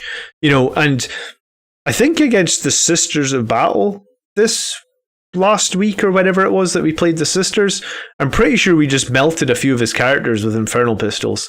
And I guess they can be good to deal with other things. Death Guard Terminators, yeah, that's a very good point, you know. And yeah, some people like to keep all the squads identical. I understand that as well, because it makes it easy to know. You know, this is a squad of Sanguinary Guard with Angelus Bolters in it, so you don't have to worry about where the individual models are placed. However, I think if you're smart enough and you know that there's one model in that squad with a certain weapon and you play a lot, you'll get used to it, right? You know, I think it's okay. Like, I have zero problem including an Infernal Pistol in a Death Company or a Sanguinary Guard, and my logic is usually, imagine my Sanguinary Guard smashes into the enemy and we do not kill them for some reason. You know, like most time the Sanguinary Guard do kill them, or the Death Company, for some reason that we don't kill them, and in the combat, like in their turn, that melee's still going on, so it comes back to my turn. If I have one model left with an Infernal Pistol, like if I've lost all other 7 models and the last model has an Infernal Pistol, at least he's going to get to zap something before he goes. And I guess that's the same as why I recommend, like, my Sergeant in my Vanguard Veteran squad. I don't have the points in my current list, but, you know, yeah, I mean, you're stuck in combat, right? But, sometimes that Infernal Pistol will actually help you get out of combat, Mark. Because if you've got that one Infernal Pistol and you're stuck in combat with a character, if you suddenly melt that character in the shooting phase with the Infernal Pistol, then that just frees you up to charge something else, right? So there's 2 ways of looking at it, I suppose. Alright, so let's give this list a score. And I think this is a pretty solid list. Couple of small changes, maybe. Definitely would like a Thunderhammer in that squad. It's maybe a tiny bit light on clear, but I mean it does clear a bit with Angelus bolt guns. So let's go back to objective holding. I think is the 859, same as the last list, right? We've got the Whirlwind and the 3 Phobos units. We then have 8 Sanguinary Guard bolters. We have the Leviathan Dreadnought. We have... I mean, the Death Company are going to clear, but they're not going to do it in shooting, so I guess maybe like an 8. Anti-monster infantry, and how many 3 damage weapons have we got in here? We've got the Eradicators, we've got the Terminators, that gives us 8. We've got the Gravflux and the Drill, that gives us 10. And then the Thunderhammer and the Librarian Dreadnought, I suppose. So that kind of gives us 12 or 13. So we're in a pretty good state for 3 damage weapons. I would guess anti-monster vehicle is probably a 9 at this point then. Yeah, I mean, it's probably a 9. I really think that you would want a Thunderhammer in that Death Company. I think 8 with 1 Thunderhammer is going to be stronger than 10 with no Thunderhammer. Or sorry, 8 with 1 Thunderhammer. So 9 models is going to be stronger than 10 with no Thunderhammer. And in some cases, maybe you're going to think about like, oh, well, I'm just going to use this Death Company to kill infantry, which is fine. But you can't always guarantee that, right? The enemy countercharges you with a character, and now you're trying to kill the enemy's character who's high toughness or something with chainswords. It's not ideal, right? So there's that, I guess. And then mobility-wise, Eradicators aren't so mobile. Terminators aren't mobile, but they are arriving from Deep Strike, I assume, so that's okay. Leviathan isn't mobile. So I think it's like an 8-5 for mobility. And specialization, we have a very good number of 3 damage weapons here. We could definitely improve this Death Company, I think. And I think I would rather use the points from the Vengeance Launcher somewhere else. I think I would like to see the odd Infernal Pistol around in places, maybe on the Captain, maybe in the Sanguinary Guard.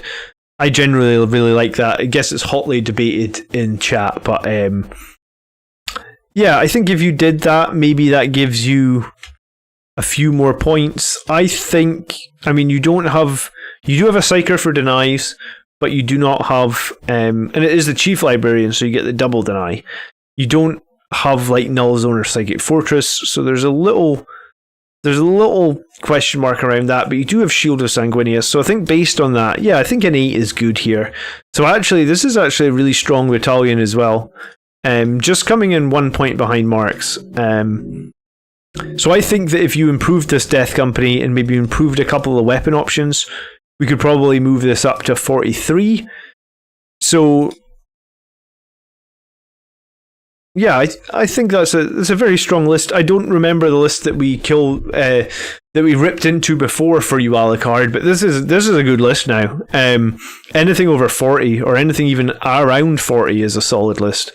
So I don't think there's much that you would need to change here. And I hope that the last one we went over gave you some advice, and maybe hopefully this one gives you some advice as well. Cool. All right, we're moving on to list number 4 for today.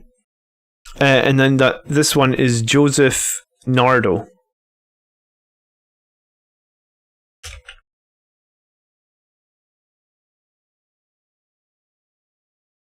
Okay. What do you think about generally all Primaris armies, first of all? Is this going to be an all Primaris army, I guess? My first thought is like, no, they're not super competitive, but let's jump through, I guess. So it's a Primaris captain with Icon of the Angel. He has the Rights of War, and he's got the Master-crafted Auto-Bolt Rifle. It's a Primaris chaplain on a bike who has Exorant of Range, Mantra of Strength, Benediction of Fury. I forget what Exorientation of Rage does. Let me double check. I don't run that litany very often. Or if... I'm usually Canticle of Hate and Mantra of Strength in my litanies. Oh yeah, this one's a strange pick actually, because this doesn't stack with Red Thirst. So this would only be useful if something is countering Red Thirst. Because it gives you +1 to your... Each time a model in that unit makes a melee attack, add 1 to the attack's wound roll. So that's interesting. Here's the Benediction of Fury, and it is the Imperium Sword. And then we have the Sanguinary Priest. Alright, so it isn't all Primaris. He does have the Teeth of Terror on the Sanguinary Priest, which is fine. I mean, later in the game, sure, the Sanguinary Priest could maybe mop something up, but I think for the most part, like I said, the Sanguinary Priest really shouldn't be aiming to be in combat, period. 10-man Assault Intercessor Squad, and I guess the reason behind that is probably Honor of the Chapter, so I'm actually okay with this. It depends if you've got a way of getting them across the battlefield. 2 Incursor Squads. We have 5 Blade Guard veterans. I was going to call them Death Guard veterans for a second. We have 5 Death Company Intercessors with heavy bolt pistols and chain swords, and 1 has a Power Fist. We have 2 Tactical Warsuits with the Incendium Cannons, and the Incendium Cannons are like heavy flamers, right? I actually don't own a Tactical Warsuit. It's maybe one of the units I need to get next, just so I've got one. But I proxied it one time and wasn't overly impressed with it. Tactical Warsuit, let me find this. 1 second. What does it come under? Fast attack or... Oh, here it is. And Tactical Warsuit. Incendium Cannon. Yeah, so it's basically a heavy 2d6 flamer. -1. So 2 Tactical Warsuits. And then we have a Repulsor. Oh, okay. I think this is maybe the first time we've ever seen someone take a Repulsor in one of these lists. Auto Launchers, Iron Hail Heavy Stubborn, Las Talon, Stormbolter, and Twin Las Cannon. And then the dedicated transport, we have 2 Impulsors with the missile arrays. Interesting. So I guess the Blade Guard and the Death Company could be in the Impulsors, or I suppose the Incursors could be the Assault Intercessors. I guess they'll be in the Repulsor. This is a very different list. And also, I guess this is going to be tricky because, like, you know, what do we think about spending 260 points on Impulsors and 330 points on a Repulsor, right? Like, I generally think more than 1 transport is the wrong option because they eat up points and they don't do much. But that's just, you know, I guess that's coming from myself. Sorry. You know, we come from such a fast mobile army that I don't know if we need to spend a lot of points on transports. So, and I know the Repulsor does have a bunch of cannons and stuff on it, but like, to me, a Repulsor just isn't survivable, right? It's toughness 8, right? Let me double check that. A Repulsor. I'm sure it's toughness 8. Yeah, it's toughness 8 and 16 wounds, but it does just have a 3-up save.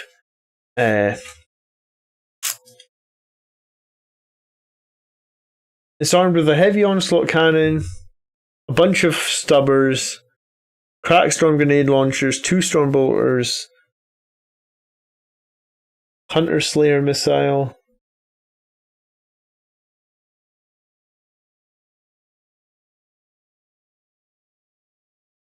Okay.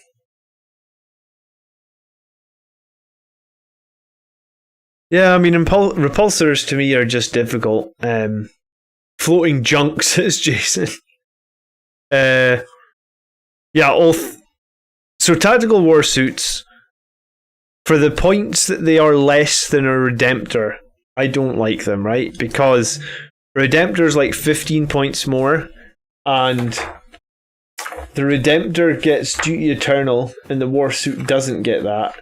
And obviously, Duty Eternal basically halves a bunch of damage to it. And the Redemptor's also one more... Oh, the Warsuit's only toughness 6 as well. So, one more toughness and Duty Eternal for 15 points more. To me, it feels like the Redemptor's miles ahead because of that. And also the Fist on the Redemptor does a lot more damage as well. So if you do get into melee, the Fist is just much better on the Redemptor. So for me, the Redemptor wins hardcore against the tactical warsuits. Conceal positions isn't that important on your Dreadnoughts, I don't think. Transports don't Doesn't do too much when carrying durable units like Death Company and Blade Guard. It's good for sisters and Drukhari that have T3 and good damage output. Yeah, you're probably right as well, same. Like, transports maybe just aren't the greatest for us. I find the Redemptor will just be a bullet magnet. Sorry, the Repulsor will be a bullet magnet, and it's not going to survive. I mean, I guess by throwing some tactical war suits into the enemy in the first turn, they'll maybe have to deal with them, and your Repulsor will live for a turn, but like, it only gets your Assault Intercessors 10 inches up the map. I don't think that helps all that much. And like, you're not going to advance the Repulsor, surely, because it does have a lot of guns. You're not going to give up all those guns.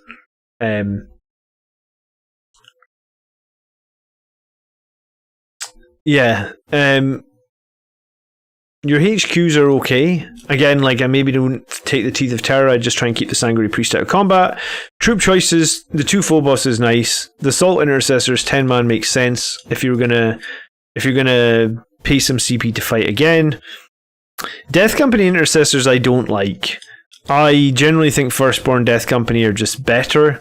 And I think Lightning Claw Vanguard Veterans are probably better again as it stands. So I mean, they're just better in terms of they survive more if they do more damage, they're more mobile. You don't have to, like, the 130 points you need to spend on the transport for the Death Company Intercessors literally costs the same as a squad. So if you drop the squad and the transport and you take 260 points and you do, like, what is it, 28 points per model for Lightning Claw Vanguard Veterans? 260 divided by 28. You literally get 9 Vanguard Veterans and you've got a handful of points left over. 9 times 28.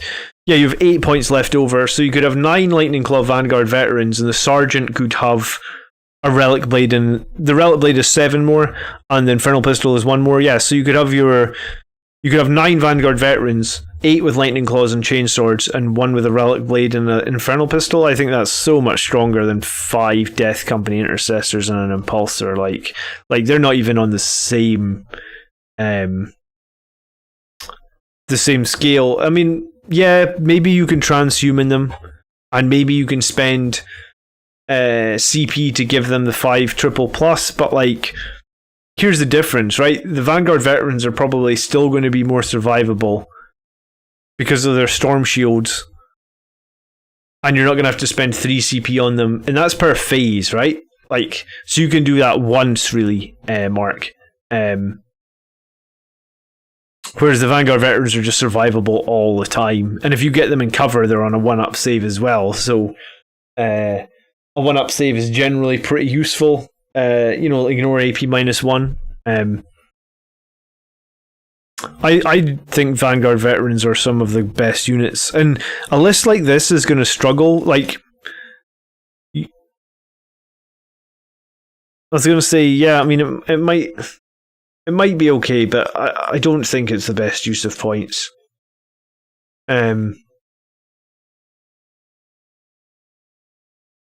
I still have to, you know what, I've built my second Impulsor and I actually started painting a Death Company, but I kind of put it on the back burner because Death Company Intercessors, to me, they need love. They definitely need love.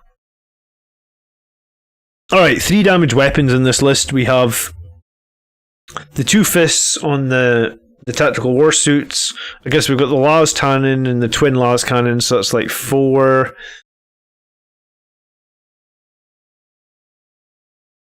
We have Benediction of Fury, so we've got 5 3 damage weapons.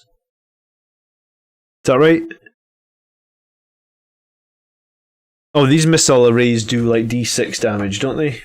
On the Impulsors. I don't normally, if I'm going to run an Impulsor, I would run it with yeah, it can basically fire crack missiles. Yeah, so it can do crack missiles. So I guess we've got 7 3 damage weapons. I think this list is nice for turn 1 movement. Forlorn Fury, the Death Company, move 14 inches with Impulsors, unload Blade Guard Veterans right in the centre, tactical war suits and Infiltrator can deploy in concealed position. That's a lot of in your face to deal with. Yeah, I mean, it is a lot of in your face to deal with, but at the same time,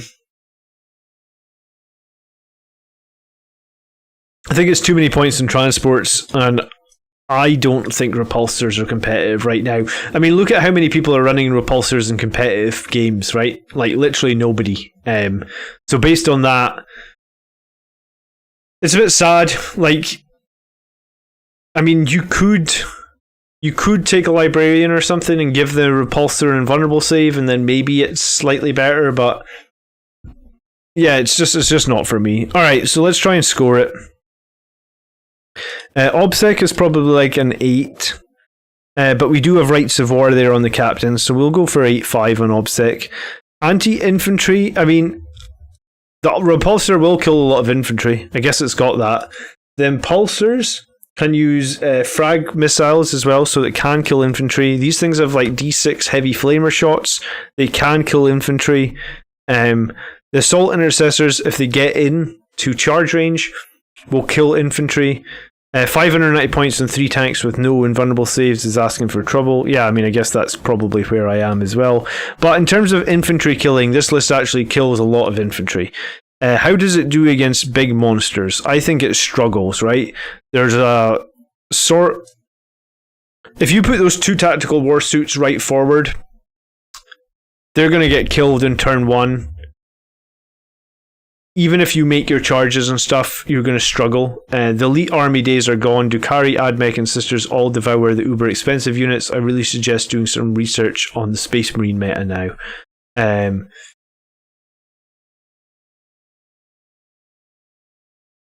Yeah, I feel like if you put the tactical war suits forward, they're going to really struggle.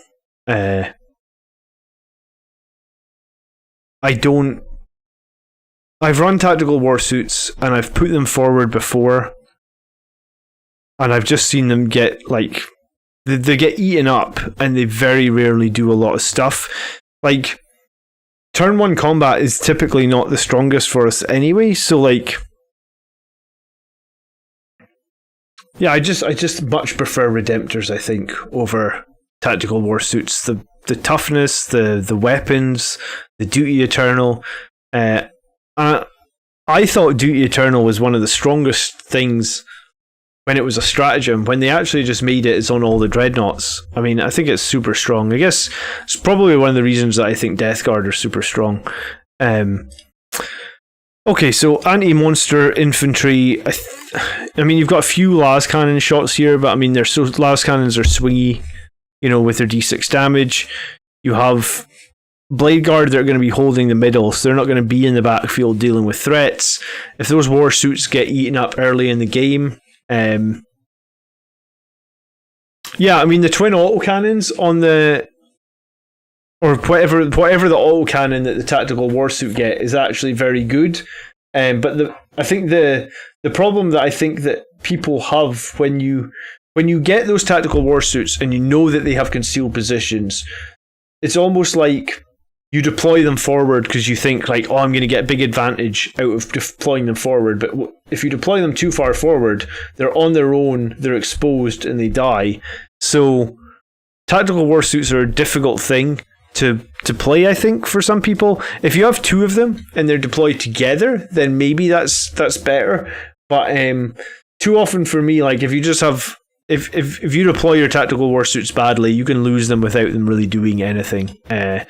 So that's a danger. So I think anti-monster infantry here is pretty low. Like, I think it's a 7-5.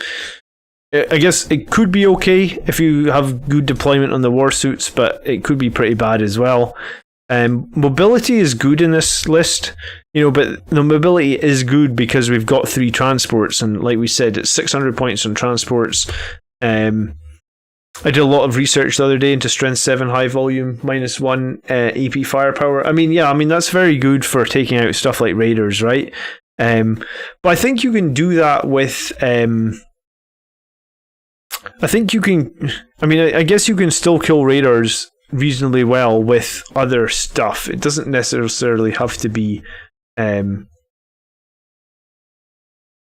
Minimum size units and intercessors are really strong against what you will face now. Our chapter tactic is what makes BA strong.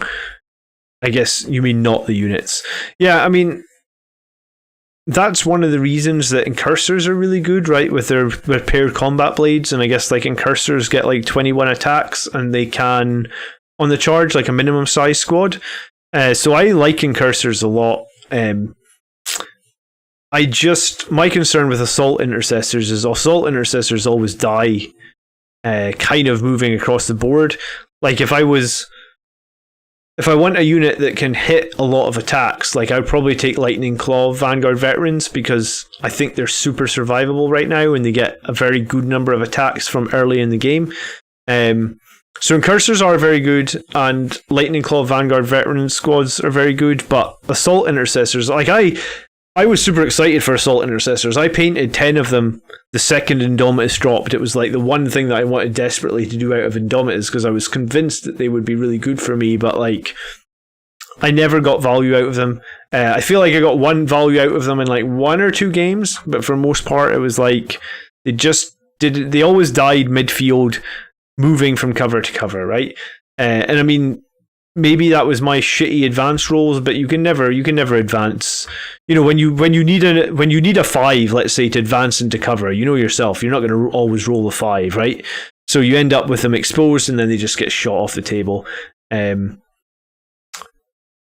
But I mean, if you've got 10 of them in a repulsor and you're just throwing the repulsor forward, maybe.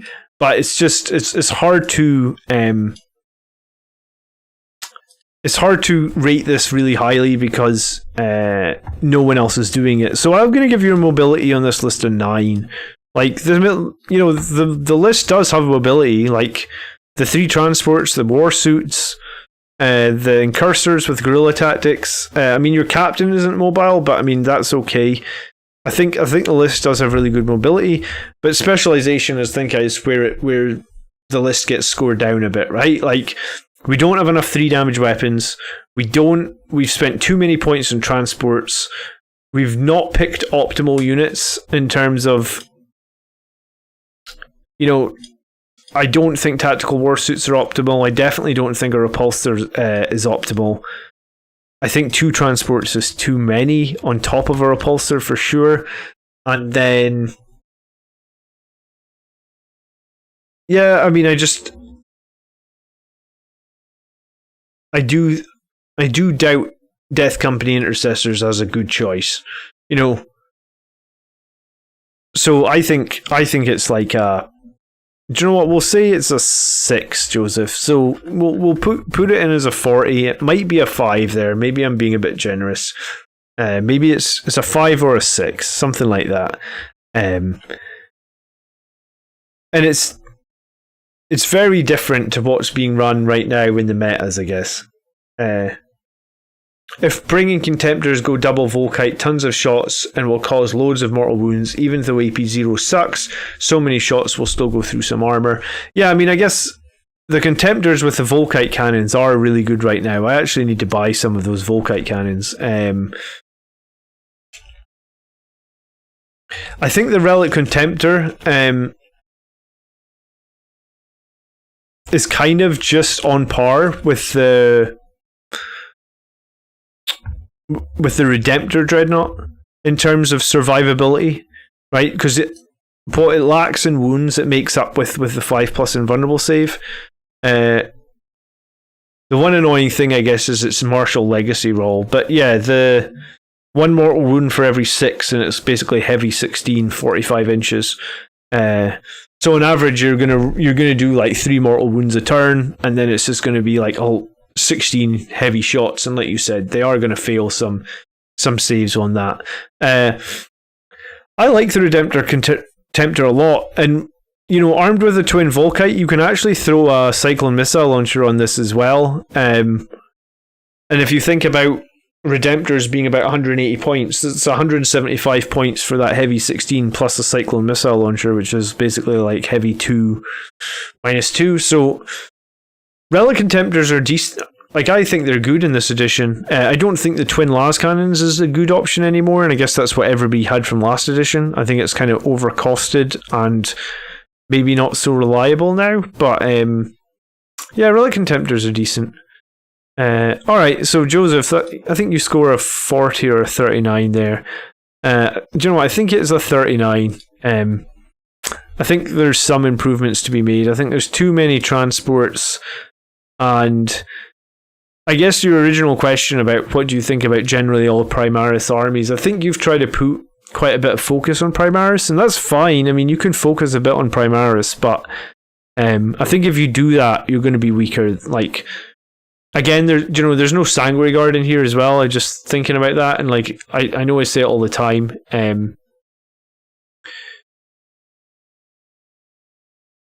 I mean, we could do that, yeah, Mark. Let me put that on the list to do. If there's more weapon options that you'd like as well, DM me on Discord and we'll add it to the list. Yeah,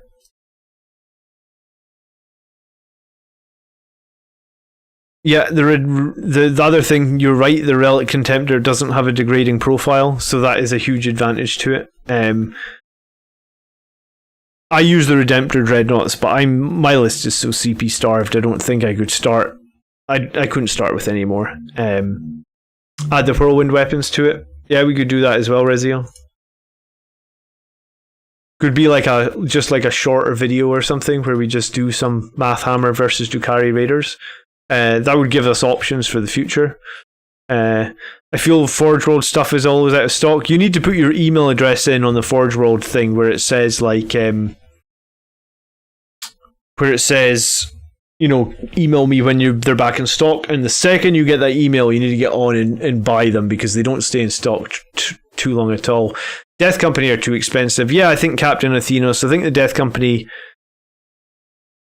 I think they're okay, but like if you're going to have to put them into a transport, then I think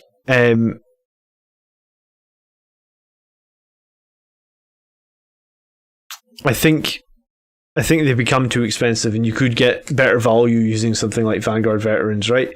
Okay, so we're going to look at Steve's list then, and that is list number 5 for today. So this will be our last one. Give me a second, and we'll update the stream thing.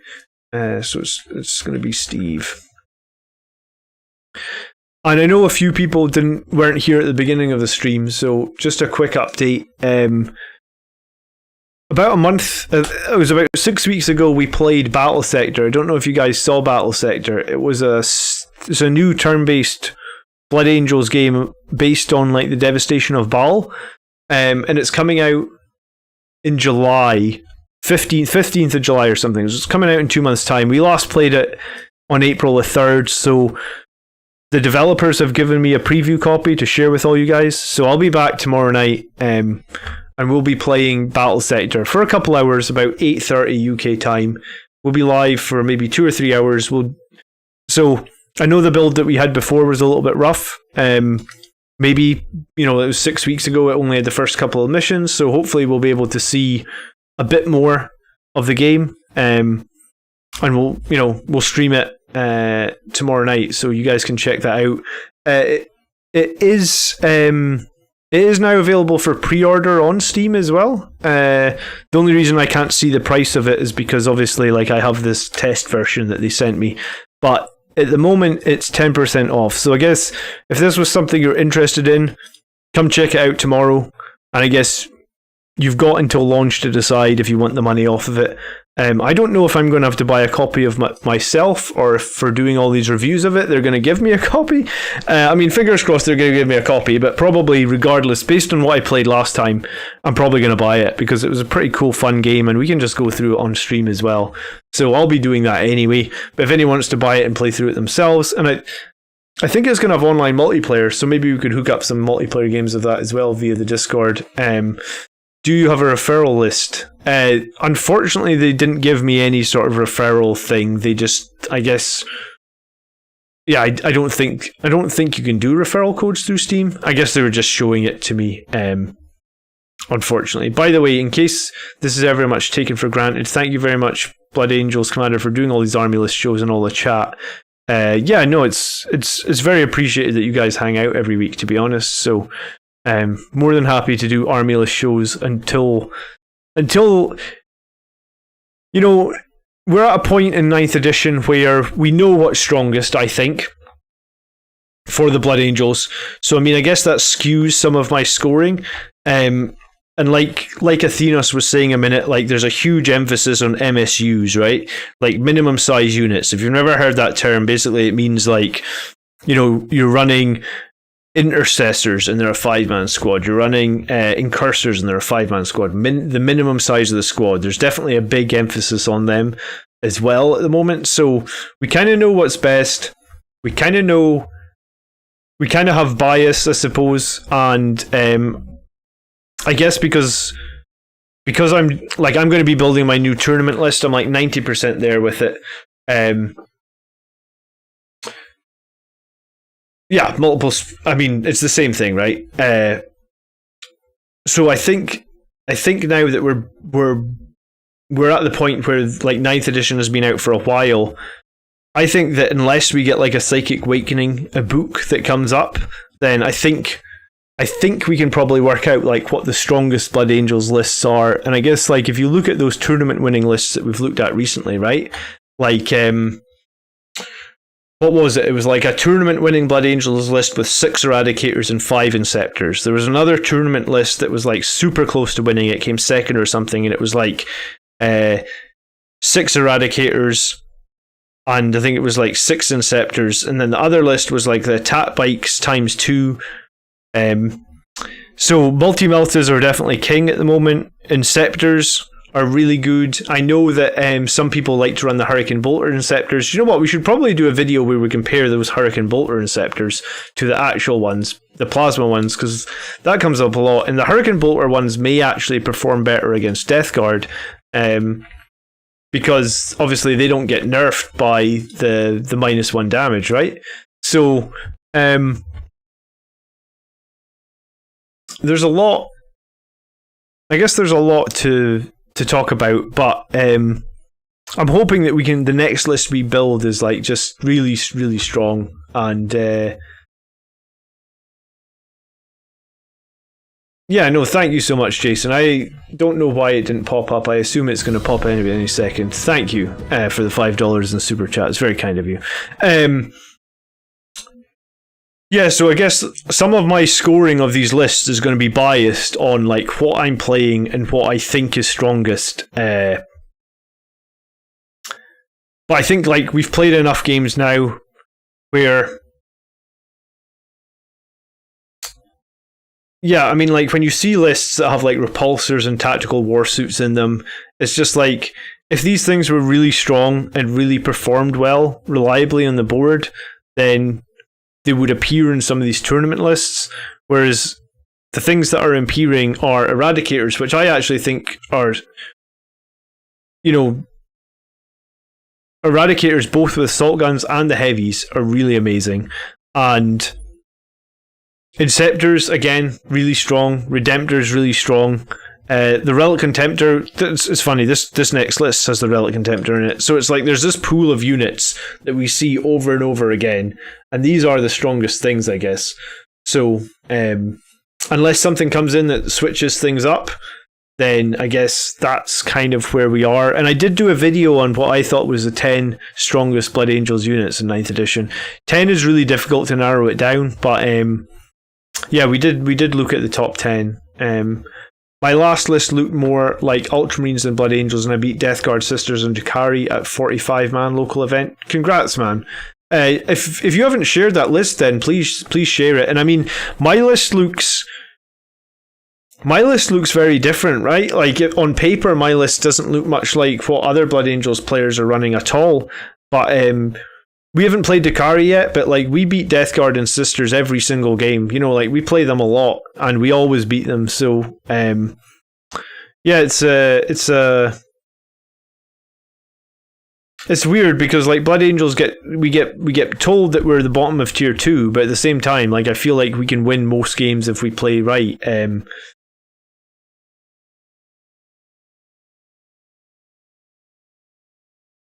The Bolter Inceptors only do 1 to 3 less wounds vs non-overcharge. Well, we should compare that then.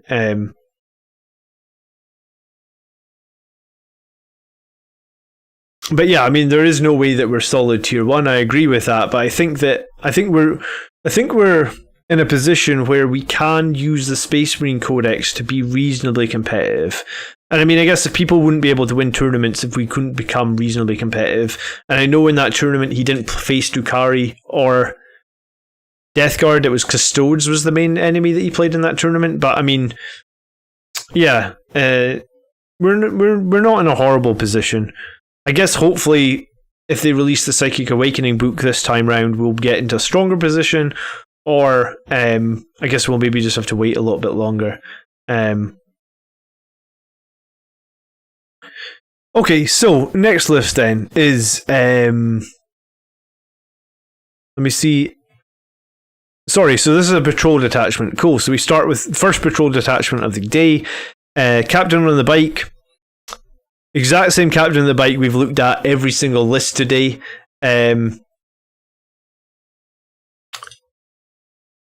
Again, the Storm Shield could maybe be an Infernal Pistol, and then we have our Chief Apothecary, Sanguinary Priest. Interesting to see this Sanguinary Priest doesn't have a jump pack. I feel like that's a bit off. Most people make sure that they include the jump pack on the Chief Apothecary. I'm not sure why he doesn't do that. We then have two troop choices, and they're both infiltrators, and they both have the Helix Gauntlets. And this is a patrol detachment, so typically if you would pick a patrol detachment, the reason to do this would be due to lack of troop choices, or due to only wanting to take one troop. So it's interesting that he has this. We then have a Redemptor Dreadnought with the rocket pods, the Gatling cannon, the frag storms, and the Contemptor Dreadnought with those twin Volkite coverings we talked about.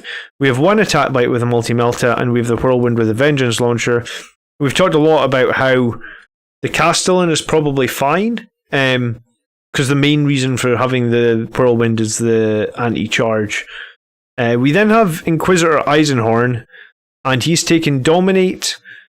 He's got a Demon Host, and he's got Psychic Veil. I will have to look up Eisenhorn, because I do not play Inquisitors nearly enough to know off the top of my head what Eisenhorn does. Eisenhorn is obviously a Psyker. Friendly Imperium can use this leader's. He can use his leadership of 10. He is basically a Demon Host model, which can. I think he summons the Demon Host, right? I don't play this guy, but I think the idea is that he summons a Demon Host model, which is kind of like a small, powerful demon that can do some attacks for him. And he can reroll hits and wounds for the Demon Host and add 1 against to its invulnerable save or something. He's got 6+ Feel No Pain. And once the battle, at the end of the movement phase, you can use this ability. If you do, this model loses this Unquestionable Wisdom ability, and you set up the Demon Host within 6. What is Unquestionable Wisdom? Oh, right, so you can't share his leadership anymore if you do that. And add 2 to that model's strength, toughness, wounds, and attacks characteristics. If this model is destroyed, that Demon Host model is also destroyed. Okay, so you basically get to make a powerful Demon Host that can. Does it follow him around? Is there any rules? Yeah, I mean, we need to do an Inquisitor video. My problem is that I do not play Inquisitors nearly enough. And then he gets, what was it, 2 psychic powers, did it say? He can manifest 2 powers, and he can deny 2. And one of the powers that he had picked was Dominate, which is you can basically choose an enemy that's not a vehicle, roll over their leadership test, and then you can make 1 attack with either their shooting or fighting. So I guess you could have, you could pick an enemy character and make him shoot the enemy. And then he also has Psychic Veil, which is friendly units within 6 inches of the Psyker can only be selected as targets of attacks of their closest enemy model, right? So he can protect his Demon Host model from being shot at.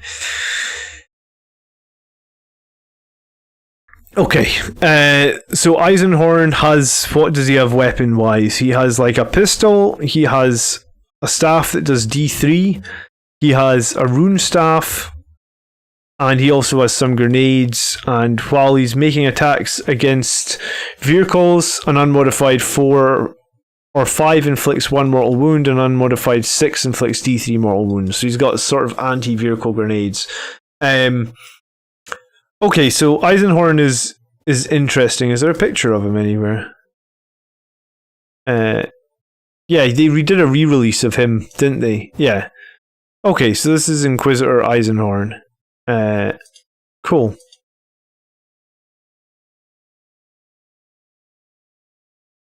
Right, where was I? Sorry. So basically we have a Psyker that creates a little demon, and you can make the enemies fight each other, and I guess he's not bad in... What was his save and stuff again? He saves on a 4+. I don't think he has an invulnerable save, does he? No. He's Ordo Xenos, so when resolving attacks made by a model against a unit that is not Chaos, Imperium, or Unaligned, you can reroll the hit, and you can reroll the wound. Okay, and then he's got 4+ save and 5 wounds. So, I mean, he's kind of an average Psyker for 100 points. We then have the Primaris Librarian, who has Veil of Time, Might of Heroes, and Null Zone. He has Heroic Bearing. So... Heroic Bearing seems like a strange choice on the Psyker, because Heroic Bearing's aura boost isn't going to boost Null Zone. And he has Wings of Sanguinius. I'm 100% sure Heroic Bearing is not going to boost Null Zone, so I think this is a misplay. Just going to check the wording, but Heroic Bearing... It's only going to help Tactical Precision, Chapter Master, Spiritual Leader abilities. And Spiritual Leaders, I think this is the confusion part. Spiritual Leaders are Chaplains, they're not Librarians. And then we have a Tech Marine, who's just sort of your standard 70-point Tech Marine. 2 squads of Assault Intercessors here, both minimum size units. The Company Champion with the Blade of Triumph. We have 6 characters in this list then. This is crazy. 285 points plus 110, so it's 395 points plus another 190. 395 points plus 190 is 585 plus 70. So we have like 655 points of characters. This is too many characters. This is also going to make it like 100% your enemy are going to pick Assassinate against you when you've got 6 characters. We have more multi-melt attack bikes. We have attack bikes with heavy bolters, and we have a small death company with thunder hammers, 3 thunder hammers, and 2 chain swords. Okay,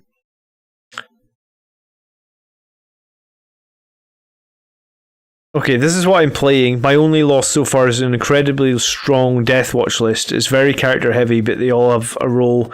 Can deny a lot of psychic and farm mental interrogation if it's good for the matchup. Bikes give him mobility, and there's enough shooting that many opponents have come to see. Right, let me try and break this down. So we've got 4 attack bikes with multi-malice. We've got 1 attack bike with a heavy bolter. We have the 2 dreadnoughts, and then 2 infiltrator squads, 2 assault squads, 6 characters, so 2 psychers, a tech marine, a sanguinary priest, a captain on a bike, the Inquisitor, and then a very small death company, no sanguinary guard, and the company chapter master. So this list is vulnerable to assassinate for sure, and I kind of think a Tech Marine and the Sanguinary Priest are mutually exclusive, right? Like, you have to pick one of them. You either need to go for like the Tech Marine play or the Sanguinary Priest play. I don't know if you can do both. Because so one of my lists was Tech Marine based, so I had like my Chapter Master, Librarian Dreadnought, and a Tech Marine, and that made sense because the Librarian Dreadnought could heal the Tech Marine and he could heal the heavy tank. And the other list I have is the Sanguinary Priest, but I don't know if you can do both. I wouldn't rate the Tech Marine as a top character. And I think if you are going to run a Tech Marine, you kind of want him to be Master of the Forge, which this guy isn't. Because Master of Forge lets him do those the full flat 3 heals every turn. So, yeah, I mean, 5 attack bikes is fine. We know attack bikes are very good. The small death company is a little bit worrying. And the reason to run the double patrol typically is to run less troop choices, right? And I guess the reason he's running it is so that he can have that 6th character. So I would make this into a battalion. So you'd start with more CP, and I'd get rid of... I mean, you can keep the 4 troop choices if you want, but I would get rid of the Tech Marine. And straight away, like, I would make... Like, if the Death Company are your main melee threat, then, like, you need them more than 5 man, right? Like, one of the main threats that Blood Angels have is their melee threat, and, like, you literally just have 5 Death Company Marines. It's not enough for me. And like I said, you'd be very vulnerable to assassinations. I mean, you've got good psychic presence with the deny. Heroic bearing only affects certain auras, so heroic bearing here is definitely the wrong pick. This does not affect the null zone aura whatsoever, so this is a waste of a pick here.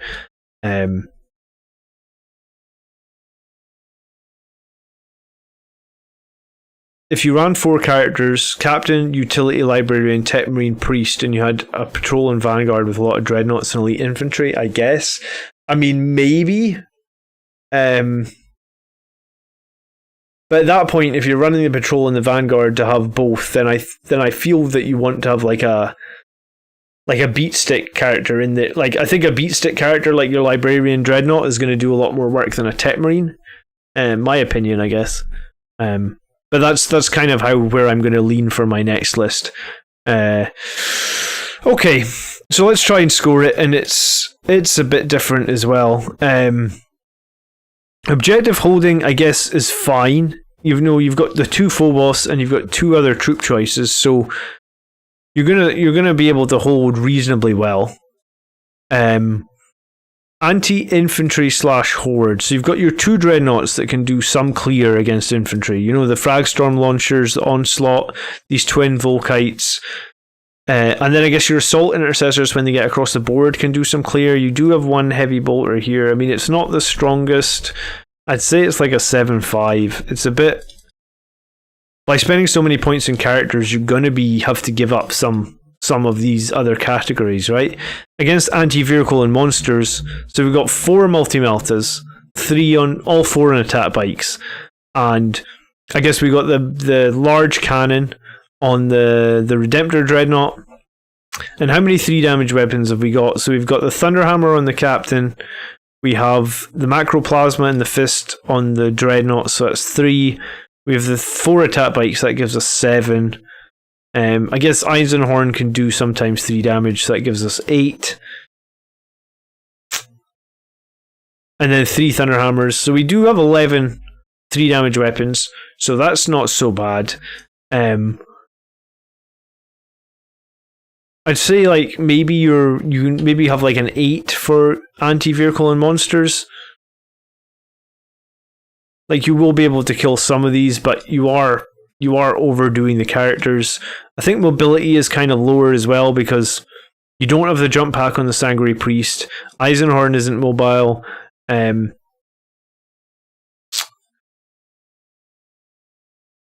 Primaris Librarian is required. You know, he's relying a little bit on wings. You have the 2 Assault Intercessor squads. You have Company Champion who's not mobile. So I think mobility is probably the lowest we've seen today, maybe like 7-5. And then specialization, you do have 2 denies. Actually, you do have 3 denies, I think. 4 denies, because you made this chap the Chief Librarian. So you've got 4 denies, which is great. You have 11 3 damage weapons, which is great. But you have too many characters. I don't think 6 characters is viable. I've played 4, and I think 4 is pushing it. And I would say 2 of my characters are designed to be tanks. Like, I run them as tanks, and I think 4 is pushing it. And I guess, you know, if you're running 6 and they're not tanks, you're opening yourself up so heavy to assassinate. And you're kind of low in elites, right? You've taken the 4 troop choices, but you were definitely low on elites. You know, no Sanguinary Guard, just this one small death company. I guess to me it's like a 6-5 or something for specialization. So I probably dislike this list the most because Assault Intercessors are not going to get where you need them to be always, compared to something like Vanguard Veterans with Lightning Claws. The Tech Marine, I don't think you can pick it and the Sanguinary Priest. I mean, I drop the Tech Marine straight away and give the Sanguinary Priest a jump pack. That's the first thing I would change. Then I'd probably drop Assault Intercessors and get like a squad of Vanguard Veterans, and you can do that because one of your patrol detachments includes the captain, right? So you can take your company champion out of there and he becomes free. Because he doesn't need to be part of the force organization because you have a captain in your other battalion, your other patrol list. So you could fit in Vanguard Veterans here, or Sanguinary Guard. I mean, both are good choices. And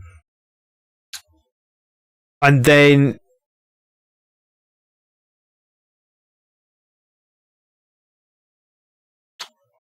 yeah, I don't know what else it would change, but that's where I would start. I'd maybe actually drop like these Helix gauntlets, or maybe make one squad incursors to free up enough points to do a bit more with the Death Company as well.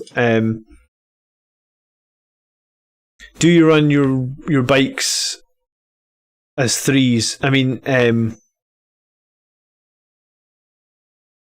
I run my bikes as 3. Volkites with mortal wounds count to that. I mean, I guess the Volkites with mortal wounds maybe count to the 3 damage limit. I never thought about that, but still, I don't like just having one elite squad of Death Company, and I think Death Company are the weakest of the 3, right? Like Sanguinary Guard, Vanguard Veterans, in my opinion, right now are both better than Death Company. So only having one of those is a big no for me, I think. So yeah, I think that kind of rounds out today's lists, and I think Mark Jackson kind of came up today with what is arguably one of the strongest battalions that we can run, which was cool. I mean, and I guess I don't actually know. It's a pity that we can't actually play each other and play like that, the battalion list up against like the double patrol or the patrol and the Vanguard list. Maybe after COVID's all done at some point, I'll invite somebody up to where we play and get one of these really strong other lists against my list and see how we do. But yeah, thank you for everybody who submitted their lists today, and you know, it's always good to go into different lists and see what's what and find things out. So, yeah, and like I said, we were going to be back tomorrow night for a few hours to play Battle Sector. So if you'd like to check that out, you can tune in tomorrow night. And I have a couple of other videos that I'm working on this week, actually. So there are definitely going to be a couple of other videos coming out for the channel this week as well. So just stay tuned. And if you've not click the little notification bell for the channel yet, you should totally do that so that you actually get notified where all the videos go live, because I see the London Grand Tournament crew are planning the big Grand Tournament north of the wall in the land of the Scots POC. So I don't know when I'm going to a tournament, Mark. I've had one shot of what's it called? Pfizer vaccine? Pfizer or something. So I kind of want to just, like, when I go to a tournament, I kind of want to, I guess I'm waiting a little while, so it shouldn't be too long until I get maybe the end of the year. Well, I mean, I guess that's maybe more possible for me. I will see. But in the meantime, anyway, you know, if you've been watching my hobby hangouts, we're making really good progress. I just finished some transfers on the Whirlwind this morning. So I've got a little bit. I always do a little bit of tidy up after I've after I put the transfers on, I usually go round them with the same paint to like settle them in a little bit. So I've got a little bit of time, but like I just put on this little cool Forge World Angelus banner on the front here. put this on the back. I like to go over them and get rid of all the shininess. There's just sort of getting the Whirlwind transferred up this morning.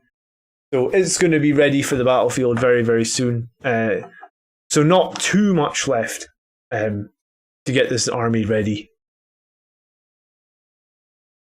Pavisor, I think is how you say it, Michael, right? Well, I had a jab of that on Tuesday, so hopefully it won't be too long. Thank you for all your hard work and great info, and don't mean to sound argumentative, but I see a lot of bloody or spamming that always charge and getting destroyed right now. Best way to explain it is getting across the board is no longer an issue with more than half of the top armies. Now using transports that will be coming to you. It's chess, not checkers. Trading is the game. And Thenos, you make a really good point, and the P is silent. Feisner. Okay, that's... Yeah, like, I'm terrible at saying stuff. Thank you. Athenos, you make a really good point, and I have a game against Sisters of Battle that was on another channel maybe like a month ago now, I guess 2 or 3 weeks maybe, and it was very much like you said, like it was a game of chess where like he's coming to me anyway, right, with all his what are they called, Repentia and Zephyrim. So it's and this is, I guess, this is a list that I'll probably play again, because Sisters are a difficult list to beat. So I'm gonna break that game down on the channel in the next week or so. It's gonna be what I'm working on while I can't play any games while we're waiting on vaccine rollouts. So I'll have a game pretty much doing that exact thing. And if you want me to link you the game so you can actually see it on the other channel, but I'm going to edit it and I'm going to break it down and we're going to talk over what I did in turn by turn, because it was one of the closest games I've actually played. I think I beat the Sisters by 1 or 2 victory points. Like, it was crazy close. But like his list was so alpha strike, as you said, right? Like, I had to and the thing about Sisters now is he's using St. Catherine, so he's literally got so many miracle dice that like he can make charges from Deep Strike almost guaranteed every time, right? And he can make charges across the battle with the Repentia coming out of like a Rhino, moving 3 inches, disembarking 3 inches, moving 6 inches, advancing in D6, which you can use Miracle Dice for, and then charging, which you can use Miracle Dice for.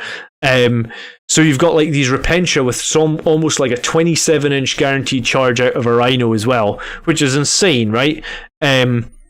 Like, I think that's actually kind of borderline overpowered in my opinion, but I mean, I guess this is why Sisters are literally the top of the Goonhammer tier list.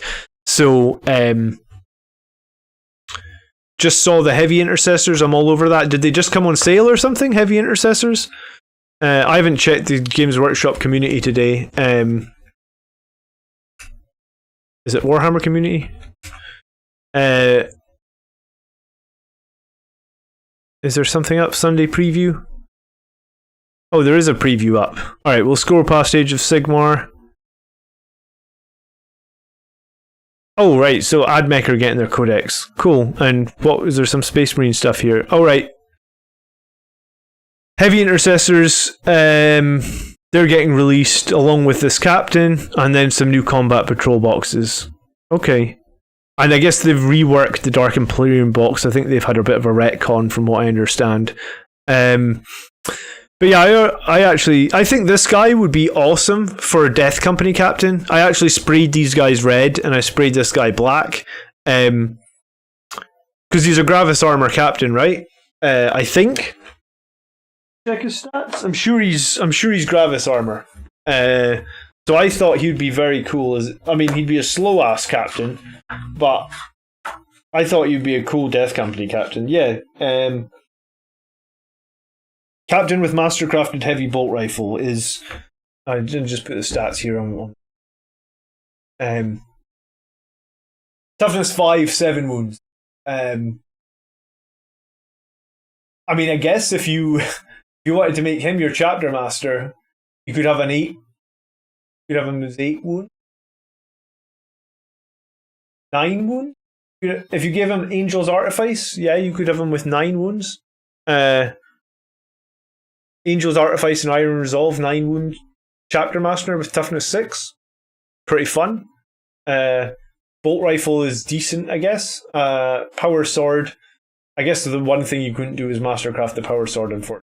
But yeah, I like this guy. I actually sprayed him black, so I haven't started painting him yet. But cool. And like I said, heavy intercessors I think can do a job for Blood Angels. A lot of people don't like them, but we were just talking 2 seconds ago about how Blood Angels are different now. We can let the enemies come to us. Well, why not let them come to us with a squad of heavy intercessors sitting in the backfield pounding out those strength 5 -2 damage executioner shots, and one of them can have that executioner rifle that does 3 damage, right? So the heavy intercessors can put out what, like 12 damage per turn? I mean, it's not bad for 140 points, and yeah, they're troops. They're troops. And in close combat, they're not bad at all either in close combat. I mean, they're just Gravis units, right? Where are they? Heavy intercessors. 2 attacks on the regulars, 3 on the sergeant. So, I mean, potentially 4 attacks with Savage Echoes and 5 attacks on the Sergeant. So 21 attacks for the squad. So if they do get charged, they're not the easiest to kill with their toughness 5. And then they can be transhumaned, and they are going to get 21 attacks in return. So I like them. The Executioner Heavy Bolt Rifle. The Executioner Rifle. And then one model can take the Executioner Heavy Bolt Rifle. So yeah, I think it's good. Like, sorry, did I say 12 damage a turn? Was that right? No. It's 8 plus 6. So it's 14 damage a turn they can do in shooting. I mean, that's not bad. 140 points, 150 points is expensive, yeah? I'm getting 10 of those chunky boys. Okay, 10 in a squad might be crazy, but yeah, I mean, I think they generally, like, they're troops that can... Yeah, I don't know, 10 of them seems crazy, but I mean, maybe you could make it work. Alright, cost effective. Do you know what? We could do a Math Hammer video on heavy intercessors as well. We've got a lot of Math Hammer that needs to be done. So give me some time and we'll do some Math Hammer.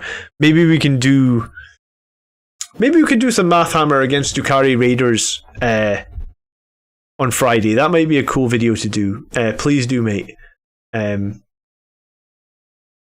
guys, thank you so much for watching. Hope you enjoyed today's stream. I certainly enjoyed hanging out. We'll be back tomorrow night to talk about and to play some Battle Sector, so come hang out if you want. If you are new here, you can subscribe, join us in Discord, join us on Facebook, and if you don't want to do any of those things, that's fine as well.